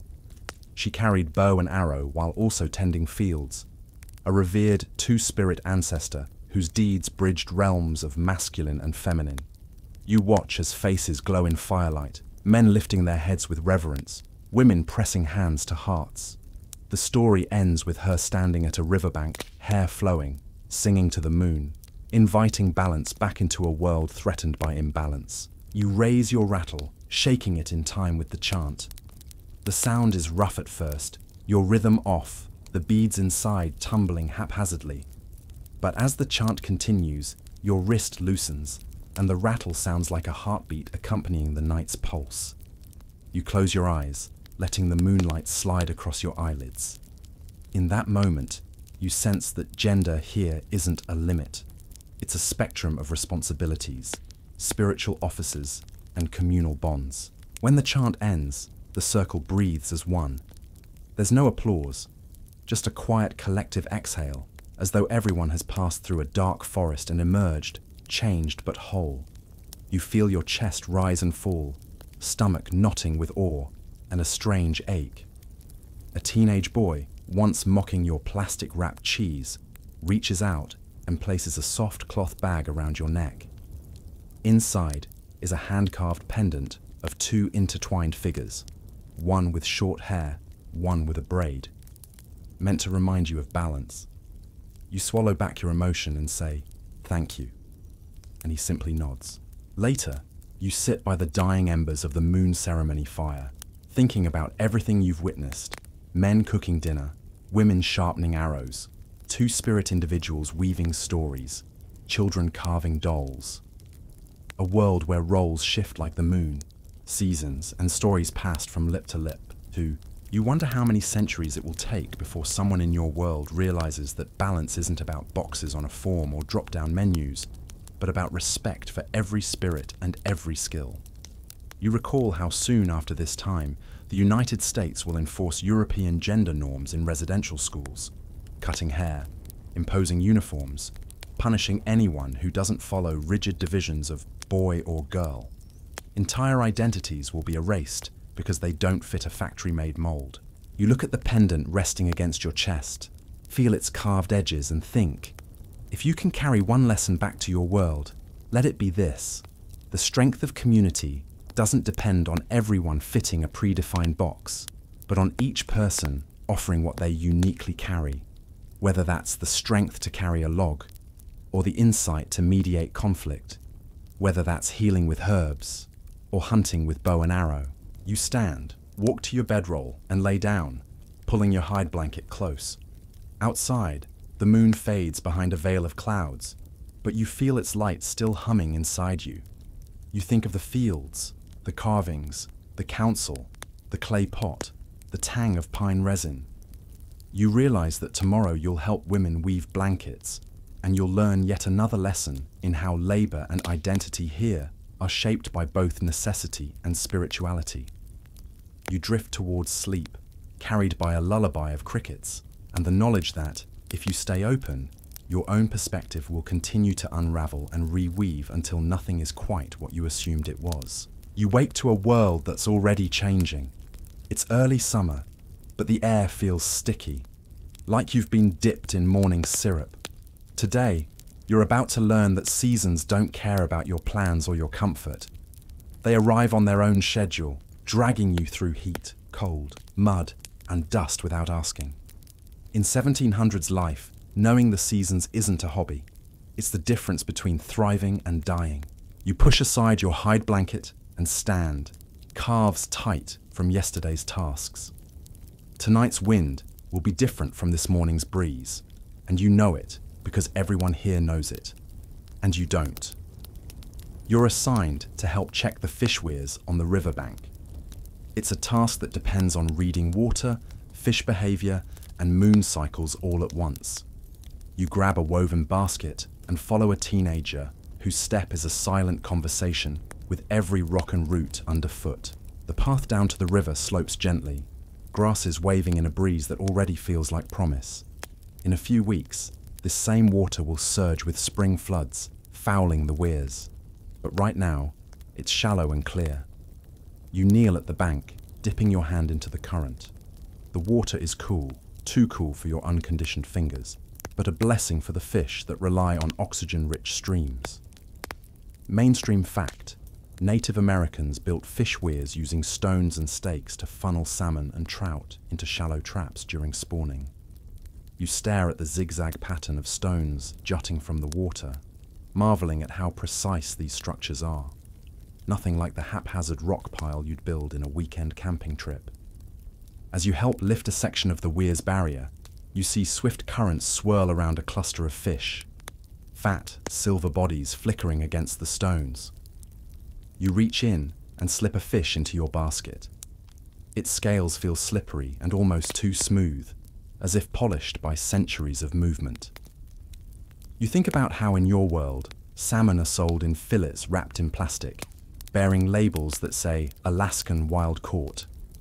Here, salmon is a life cycle, stream to sea to stream again, taught in stories, sacrifices offered so the fish return. In a few decades, dams will choke these waterways, power projects built to fuel cities that won't even know this taste. You feel the weight of that loss in your hands. A boy beside you hums a line from a seasonal chant, something about the salmon's journey. The tune is familiar now. You heard it once during the moon ceremony, the same melody drifting through your dreams. You hum along, but your rhythm is off, and he glances at you with mild amusement. You shrug, knowing your clumsy efforts are forgiven because you're trying. Quirky tidbit: some fish weirs were built with birch bark bellows to oxygenate trapped water, keeping fish alive until the village needed fresh protein. You spot a partially submerged bark pouch tied to a stick and realize you've been collecting not just fish, but living food. You lift the bellows, inhale the bark's smoky scent, and gently blow into it. Tiny bubbles rise around the fish, whispering stories of ingenuity you can't trace back to a textbook. The sun climbs, warm enough that you can feel heat radiating off the river stones. You carry your basket back to camp, wobbling as pebbles shift under your moccasins. At camp, a woman sorts the catch, slicing fish with a flint blade into fillets that will be smoked later. She pats your shoulder and says something in the old tongue, which translates roughly to, "Your arms are strong today." You nod, chest swelling with pride. Small progress, but progress. By midday, the village is alive with seasonal tasks. In one corner, a group sorts and dries wild berries, strawberries, raspberries, huckleberries, each destined for winter storage. A thin girl tilts her head at you, holding out a handful of elderberries. "Taste," she says. You eat one, and its tartness hits your tongue like an electric shock. In your world, berries are plastic clamshells in summer, tasteless, coated in pesticides. Here, they're medicine, packed with vitamins and stories. You realize how much of nature you've outsourced to grocery store shelves. You notice a group starting to weave summer grass mats for the upcoming hot months. The grass bends in your hand like flame, pricked with tiny barbs. As you learn the weave, your fingers scratch and bleed. More proof that you're an outsider. A woman kneels beside you, ties a gentle knot in your grass strand and says, "Patience." You feel the irony. Your impatience got you here, but patience will keep you alive. Later, someone calls you to gather wood for a midsummer communal feast. The feast is a tradition, thanks to the Creator and the land for summer bounty before the worst heat and storms. You walk into a grove of oaks, trunks mottled with sun and shadow. You're told to collect branches fallen naturally. Nothing cut unless needed. You pry a thick branch from a tangle of roots and feel its weight settle across your shoulders.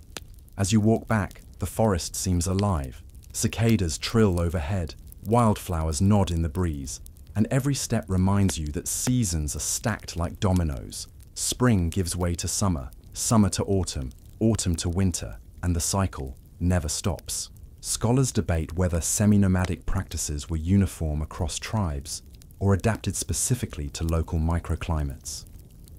In this camp, you've seen both. Some families move to higher ground for summer, others stay put but shift tasks. Today, the elders decide where to plant shade herbs and where to smoke fish for nearly a week. The decisions ripple through every life here. Where you sleep, what you eat, which prayers are spoken. As the sun tilts west, you're sent with a small group to check on stored roots. You walk toward the root cellar, a dugout lined with bark and covered with brush. Inside, it smells of earth and starch, potatoes, camas bulbs, and Jerusalem artichokes, each placed in separate piles. You gingerly lift a root, its skin rough and leathery, and brush away the outer layer. You've tried to keep potatoes in your apartment fridge before.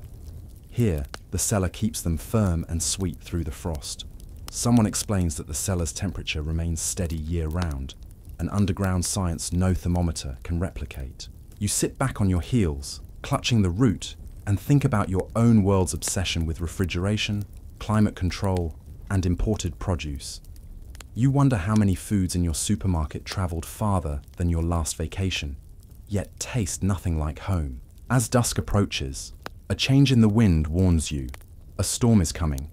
You hear the low rumble of thunder in the distance. The elders scramble to secure the drying fish racks, covered now with fish from morning's catch, and retie the smoking racks, making sure the pit's vents will draw enough air even if the rain hammers down. You help carry a bundle of fresh smoked fish inside a wooden lean-to, stacking them carefully on raised slats to keep them dry. The first drops splatter on the earth outside. You feel a thrill, not fear, but respect. Storms here are fierce. Lightning that splits trees, wind that rips roofs, hail that pounds like game pellets.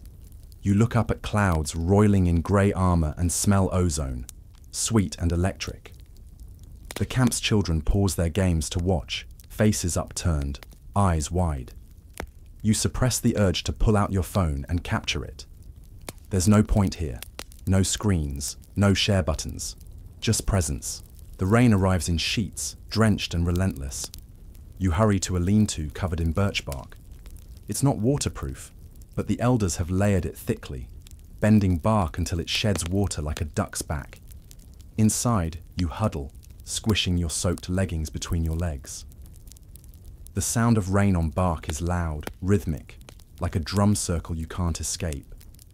You watch as water gathers in low spots on the shelter, trickles toward a shallow trench, and disappears underground. No gutters, no plastic tarps, just understanding. You think about how, in a few decades, the United States will dam this river upstream, altering flood patterns, wounding the salmon runs, and raising water levels unpredictably. A white limestone dam, built under promises of progress, will drown ancestral fishing spots, push villages inland, and drown memories in concrete. Right now, though, the rain spares no quarter. Inside the lean-to, a woman hands you a bowl of warm corn mush. You clutch it between your damp hands while you watch the storm's fury. The mush is simple: boiled corn ground into coarse meal, seasoned with a pinch of dried salt. You sip it slowly. It feels like warmth returning to your bones, like the earth is offering you consolation. A child sits beside you, cradling a small bundle of cat's paws leaves, used to treat colds and fever, with roots still damp. You watch as the child crushes a leaf between fingers, releasing a faint minty scent. They offer you the bundle, and you nod, understanding that this is more than a natural remedy.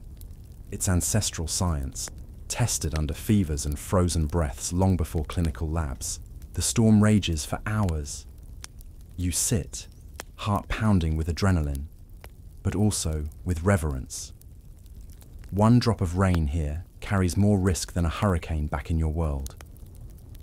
You breathe in the wet air, inching your gaze above the lean-to's edge, only to see rain lash the trees so hard that the trunks bend. You flinch when lightning cleaves the sky, stabbing it white. Thunder explodes immediately after, so close it shakes your teeth. When the storm finally moves on, leaving rivulets down the slopes and steam rising from soaked earth, you step out into a world washed clean. The forest smells revived, pine resin sharp, loam fragrant, leaves glistening. The fish racks sag with moisture, but nothing has collapsed. Everyone works together to repair minor damage, retying racks, repositioning logs, brushing debris from smoke pits. You drop to your knees and dig a small trench next to the lean-to, letting water drain away, an instinct you didn't know you had until now. As night falls, the moon emerges behind ragged clouds, casting a pearly glow across wet leaves. You join the community around a recovering fire pit. Sparks drift upward as logs crackle, and the air feels alive, musical. A child hands you a charred stick ignited from the embers. You hold it as someone passes around deer meat, tenderer now that it's smoked in damp wood. You take a bite, savoring fat and smoke and salt. It tastes like resilience. In your world, weather shows up on a phone screen. Chance of rain, 60%. Here, weather shows up in thunder that snaps branches, in clouds that darken noon, in rivers that rise without warning. You feel small but alive, part of that pulse. You lie down that night under a sky pricked by stars. Your blanket is damp, but you don't care. You stare at the Milky Way, tracing constellations that will look different when settlers rename them after European saints. You think of tomorrow's sunrise, of fields thirsty for smoke and rain. You think of colder days coming, of autumn that will demand harvest, and winter that will demand ingenuity to stay warm. You realize you've survived heat, rain, and uncertainty all before lunch. You reflect on how modern life offers climate-controlled comfort, but here, you're part of the season's dance, partners with wind and water, not masters of it. You close your eyes and let the residual drip of rain lull you, remembering your clay pot, the bow you carried, the council's decisions, the sizzle of fish on the smoke rack, and now, the fury and grace of a summer storm. You know that as seasons shift, you'll be tested again. But for tonight, you rest in the knowledge that you're learning to move in harmony with time, instead of resisting it. You wake to the gentle lapping of water and the low creak of wooden hulls, a sound so subtle you barely notice it until you're moving to it. Today's assignment, learning to paddle a canoe. It sounds simple in theory. Sit, dip blade, pull. But you quickly discover it's the aquatic equivalent of walking on a tightrope. Spoiler alert, you're the bad circus act. You join two seasoned paddlers at the river's edge, the water so clear you can see stones shifting beneath currents that seem to breathe. They push the canoe into the flow, the slender vessel gliding like a fish swimming against a gentle breeze. You climb in last, wobbling so badly that they exchange sympathetic glances but say nothing, because they know you need to learn, not be coddled. Mainstream fact.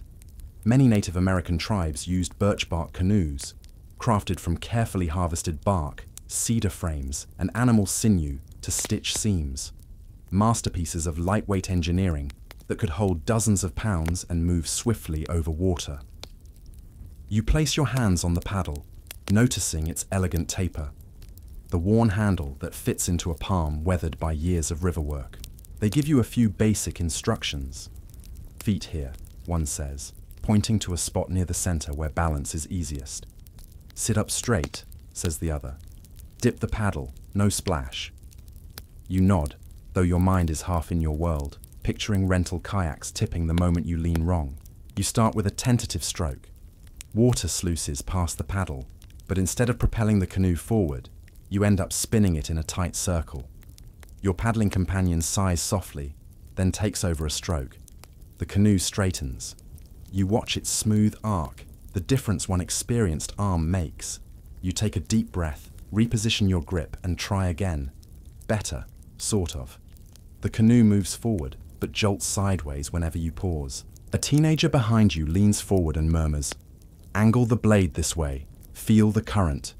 He demonstrates, slicing the paddle blade into the water at a subtle tilt, the canoe cutting through the flow like a blade through cloth. You follow, mimicking his motion.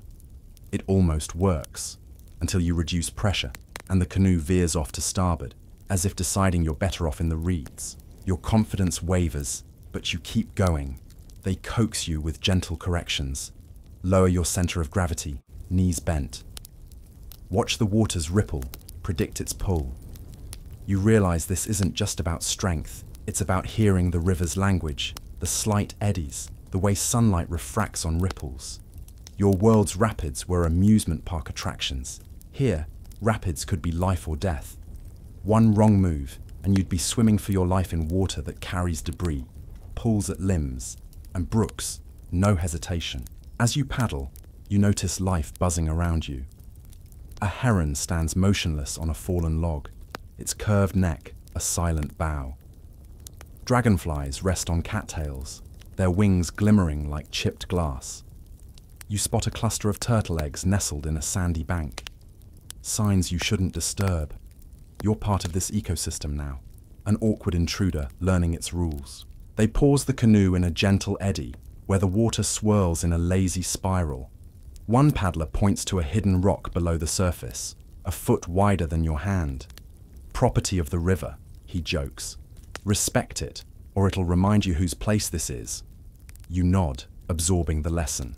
A woman kneels at the bow, her paddle poised like an artist's brush. She lifts her paddle only slightly, and the canoe glides forward. You ask her how long she's been paddling like this. She smiles and says, "Since I was that tall." You look down at your shoes, well-worn moccasins that now feel slippery on the wet wood. She laughs softly and tells you to grip the bottom with the pads of your toes, not your heels. Let the boat become an extension of your feet. You take a breath and try again, bending your knees so your legs form a shock absorber. You steady the paddle, let it slip into the current. The canoe responds. It's not perfect, but it's moving straight. You feel a surge of triumph, your first real stroke that doesn't feel like flailing. And yet, you're not done embarrassing yourself. As you shift weight to adjust balance, you tip too far forward and splash your companion, who flinches but steadies you with a firm grip. You sputter out an apology. She grins and says, "Water's just part of the lesson." Your side of the canoe dips. You struggle to correct, and the boat wobbles like a newborn foal. Someone says, "Lean that way. Trust the river." You shift modestly. The canoe rights itself. You hold still, letting the silence fill that moment, a truce between clumsy outsider and river's patience. They direct you toward a narrow channel where currents meet. You know that downstream, the river widens into a pool where families gather to fish.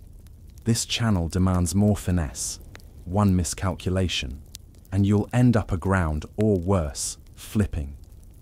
You take a deep breath, recall the lessons, paddle gently, read the flow, trust the current when it favors you, resist when it doesn't. You dip the paddle, the blade slips into smooth water, then grips as you pull.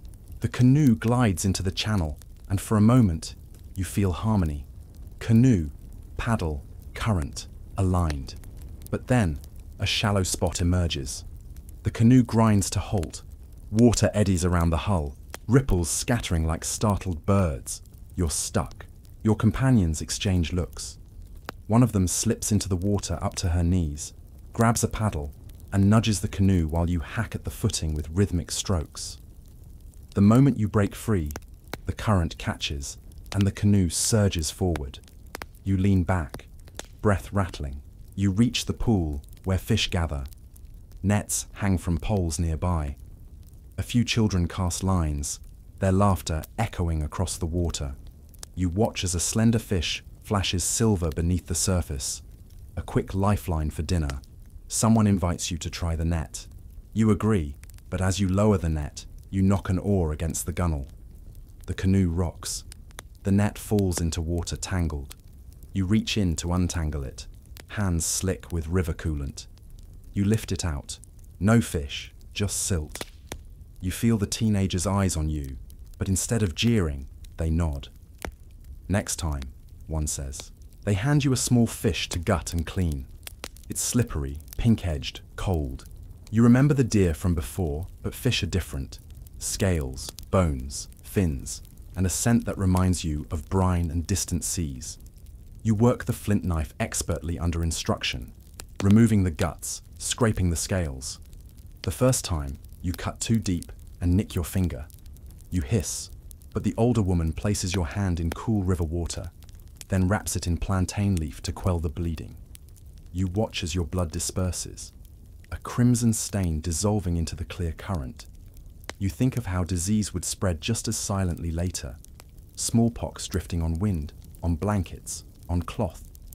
Here, a drop of blood is healed by Earth's pharmacy, while there, a stranger's handshake would spread death. By late afternoon, the canoe returns to shore. Your legs tremble as you step onto a log to disembark. You unsteady yourself, grasp a tree for balance, then reach for solid ground. Your knees buckle. You lower yourself into a crouch, catch your breath. A man hands you a gourd of fresh water and you drink deeply, feeling cool relief spread down your throat. Later, around the fire, fish roasting on sticks, you sit among others whose skins glisten bronze under the fading sun. A child drapes a woven fish-inspired headband over your hair, as though welcoming you into their world of water dwellers and storytellers. You smile, but your mind drifts to the future. A future where these water routes will be charted, taxed, or dammed. In a generation, a trading company will build sawmills upriver, cutting trees to supply boards for colonial homes, and sawdust will choke the stream, killing fish runs. In 2 decades, a treaty will promise fishing rights, but an appointed commissioner will claim the riverbed belongs to the crown, then the state, then settlers, who will complain that nets leave no fish for their hooks. But tonight, none of that matters. You lay the paddle across the burning embers, and the fire's heat warms its wooden shaft. You think of all you've learned: how to harvest fish, how to read currents, how a canoe is more than wood. It's memory and migration, trade and fate. And you realize that while you stumbled through your first day on the river never gave up on teaching you. As you lie on your mat that night, the scent of smoke and river clinging to your clothes, you replay every misstep and every small victory. You think about how, without these skills, paddling, fishing, understanding water, you truly wouldn't last a day. You feel muscles that once held pens now aching with purpose. You feel your heart swelled by the respect of those who watched you struggle, then nod in quiet approval. You close your eyes, lulled by distant water sounds, ripples, fish flicking, canoe hulls drifting against sandbanks. You imagine tomorrow's tasks: building a new fish weir upstream, mending a torn net, carving a paddle that will one day be heirloom. You know the river will greet you then, as it does now, with neither judgment nor praise, just endless flow. And you vow to move with it, not against it, even if it means spilling into chaos once in a while. You wake to the faint creak of a door sliding open, and the smell of smoke tinged with frost. Your muscles protest, each joint feeling like it's been sandwiched between stones overnight. You blink against pale dawn light and realize this is it, the final day of your journey. Your body is a roadmap of aches and triumphs, hands calloused from clay and hide, legs stronger for paddling and walking, lungs sharper for smoke-cured air. But your spirit is heavy, like a birch bark sack filled with memories. Today, you were tasked with nothing more than packing and then traveling to a site where the elders will meet one last time. It's not a grand ceremony, just a simple farewell, a final counsel before you leave this time and place. And you know, somewhere deep inside, that once you cross the threshold back to your world, you'll carry more than dirt under your nails. Your pack is a tangle of what you brought and what you acquired: a hide blanket, a small clay pot, a strip of cured resin-stained leather, the pendant of intertwined figures, a carved tally stick, and a dried tobacco pouch. You pause before you sling it onto your back. heavy, but comforting. You remember the first day, how you trudged into the longhouse like an unthinking tourist, clueless about everything from clothing to fire. Now, your pack holds pieces of this life, evidence that you did more than survive. You learned. Outside, the village is stirring. Children chase each other between lean-tos, laughter echoing like distant water. Women sort grain and check nets.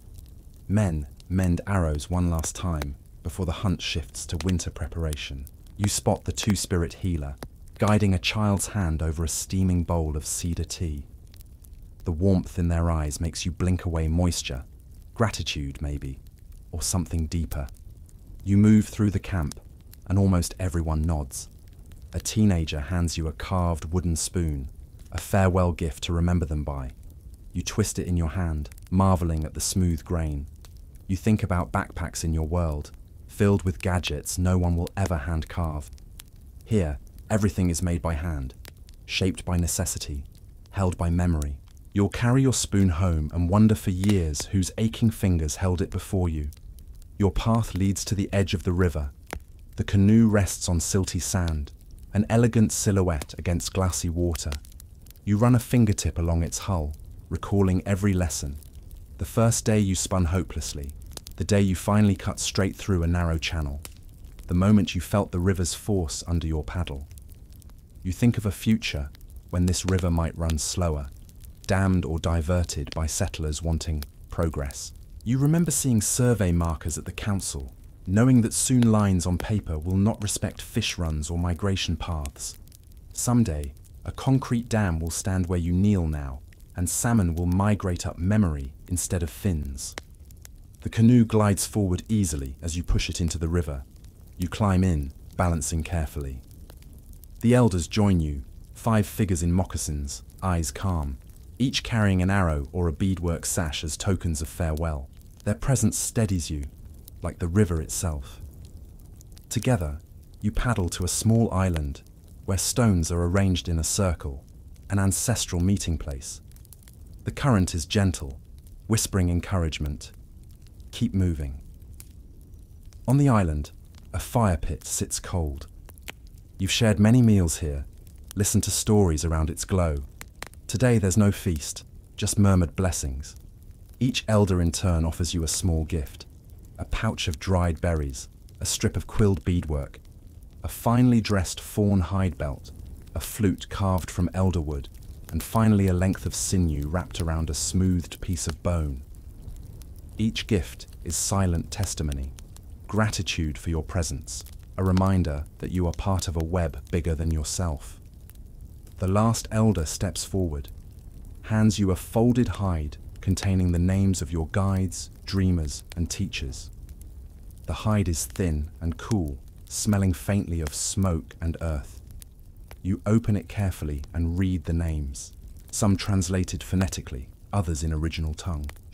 Each name represents a story: the carver of clay pots, the woman who taught you to tan hides, the youth who shared his chant, the hunter who trusted you with the deer, the matriarch who guided your hands through carving, the two-spirit who showed you balance, the canoe masters who taught you water's language. You finger each name and feel the weight of responsibility. To remember, to share, to protect. A hush falls over the island. The current carries leaves and the echo of laughter from the village across the water. The elders form a semicircle, and you stand at its center, like a marker in a map of memory. One elder approaches, takes your hand, and presses something into your palm. A small wampum bead on a leather string, a promise that you'll carry their stories, their science, their truths, back to your world. It's simple, but it holds more weight than any document or treaty. It cannot be broken by ink or erased by history textbooks. You bow your head. You notice a single tear escape from your eye, an asterisk in your story that you didn't expect. The cultural lens that taught crying is weakness can't withstand this moment. The river's hush, the elder's eyes, the weight of generations pressing into your chest, all of it converges. As you turn to leave the island, You think of tomorrow's sunrise in your world, of modern roofs, traffic hum, and the digital glow of screens. You wonder how many people back home would believe what you've learned. How many would shrug and buy an authentic tote bag instead of listening? How many would ignore the history of stolen land, broken treaties, forced removals, and the cultural genocide carried out by the United States government? Policies that included massacres, the Trail of Tears boarding schools, that ripped children from families, and laws that forbade native languages. The truth is, you wouldn't have lasted a day here back then, nor now, unless you walked humbly, listening and doing. Here, survival is not just about physical endurance. It's about holding responsibility for every stitch, every bone, every promise. You step back into the canoe, feel its gentle lilt as you push off the island. The elders paddle beside you, guiding you back toward the living camp, but also back toward life. The river's surface ripples with moonlight reflections, as if fireflies took flight from underwater. You catch glimpses of fish darting below, ancestors still returning, still slipping between worlds. You carry their stories. You carry the knowledge of clay pots and cordage, of ceremonies and councils, of canoe crafts and gender balance, of seasons and storms, of wars fought with words and bows. You carry the weight of what the United States did. Treaties signed, then ignored, land seized, children forced into foreign schools, languages banned, cultures pushed to brink. And you carry hope. Hope that hearing these truths can start to mend what was broken. When you reach the far shore, you step onto solid ground with the elders guiding you to the longhouse. The village gathers in a semicircle, faces glowing in torchlight, voices low. They stand in silence as you set down your pack. The pendants, the gifts. You look at the faces you will seldom see again. The child who taught you to carve the hunter, who let you carry the deer. The woman who whispered, "Cycles." The canoe master who told you to trust the river. The two-spirit who showed you balance. You try to speak, to say thank you in their tongue, but your words come out halting, almost foreign. They nod, eyes bright. You remember your first day treading through wet dirt, inhaling smoke teeth, chattering from cold fumbling, with moccasins nearly drowning on a canoe, bleeding from carving mistakes, coughing from smoke, swallowing pine resin glue, tasting berries trailing fishnets, listening to ceremonies. You recall each failure and each triumph, each time you wanted to scream, "Let me go home," but couldn't, because home was a continent away, and this world needed you to stay. Now, you step back through the threshold of the longhouse and emerge into the forest one last time. The elders place hands on your shoulders, light but kindling wisdom. They whisper gifts of blessing, words that wrap around your spirit. May your voice honor our ancestors. May your steps carve truth in your world. May you protect rivers and clay and ceremonies still in shadow. You walk away from the village, feeling each footstep sink into soil that holds memory. Behind you, torches flicker, voices murmur blessings, and the longhouse looms like a beacon of lessons learned. With each step, you carry a web of obligations, to remember, to share, to speak truth against erasure, to resist a world that still tries to crush your teachers, descendants under policies of assimilation and forgetfulness. You pause, look back at the dim outline of the village nestled between river and forest. A night breeze rustles leaves like an exhalation. One small star glints overhead, ancient and patient. You breathe in the earth, cold, sweet, alive. This place has shaped you. Without it, you might have returned home ignorant, unchanged, complicit in histories you never witnessed. But because you stayed, because you listened, you leave carrying their science, knowledge of clay and cornholes, of gender's fluidity, of ceremonies that knit spirits, of canoe physics, of seasons as teachers, of councils that bind communities, of recipes for glue, of bowls that hold water and memory, of songs that bind past to future. You step into the forest's edge, and begin the long walk toward the world you came from, heavier in body, richer in spirit, haunted by stories, inspired by resilience, determined to remember. The forest's hush lingers in your mind like a fading heartbeat. Branches sway gently overhead, leaves whispering lullabies as twilight deepens. Your feet feel the familiar texture of moss and pine needles, nature's carpet, soft and forgiving. The air carries the scent of cedar and damp earth, grounding you in a moment that dissolves time.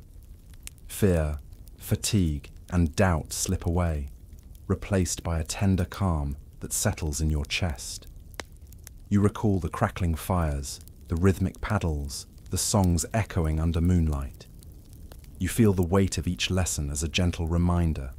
Clay and fire, hide and sinew, ceremonies and counsels. These were not mere tools or rituals, but living threads weaving a tapestry of life. Now that tapestry wraps around your sleeping mind, offering comfort. In the distance, an owl's hoot echoes like a soft conversation between night and spirit. You imagine your sleeping form nestled among tree roots, the world around you blooming with quiet magic. The humming of crickets rises and falls, a gentle symphony inviting rest. Each breath you take is a promise to honor what you've been given, to protect stories meant to outlive you. There's a final image, an elder's nod of approval, a child's smile, a canoe gliding on moonlit water. Hold those images close as you drift. Let them guide your dreams, reminding you that even when the world outside grows harsh, there are places where resilience thrives in every clay pot, every ceremony, every river's whisper. So, breathe deeply. Feel the cradle of earth beneath you. Let sleep carry you gently into tomorrow, where memories of clay, fire, and river will linger in your heart like embers, warm, bright, enduring.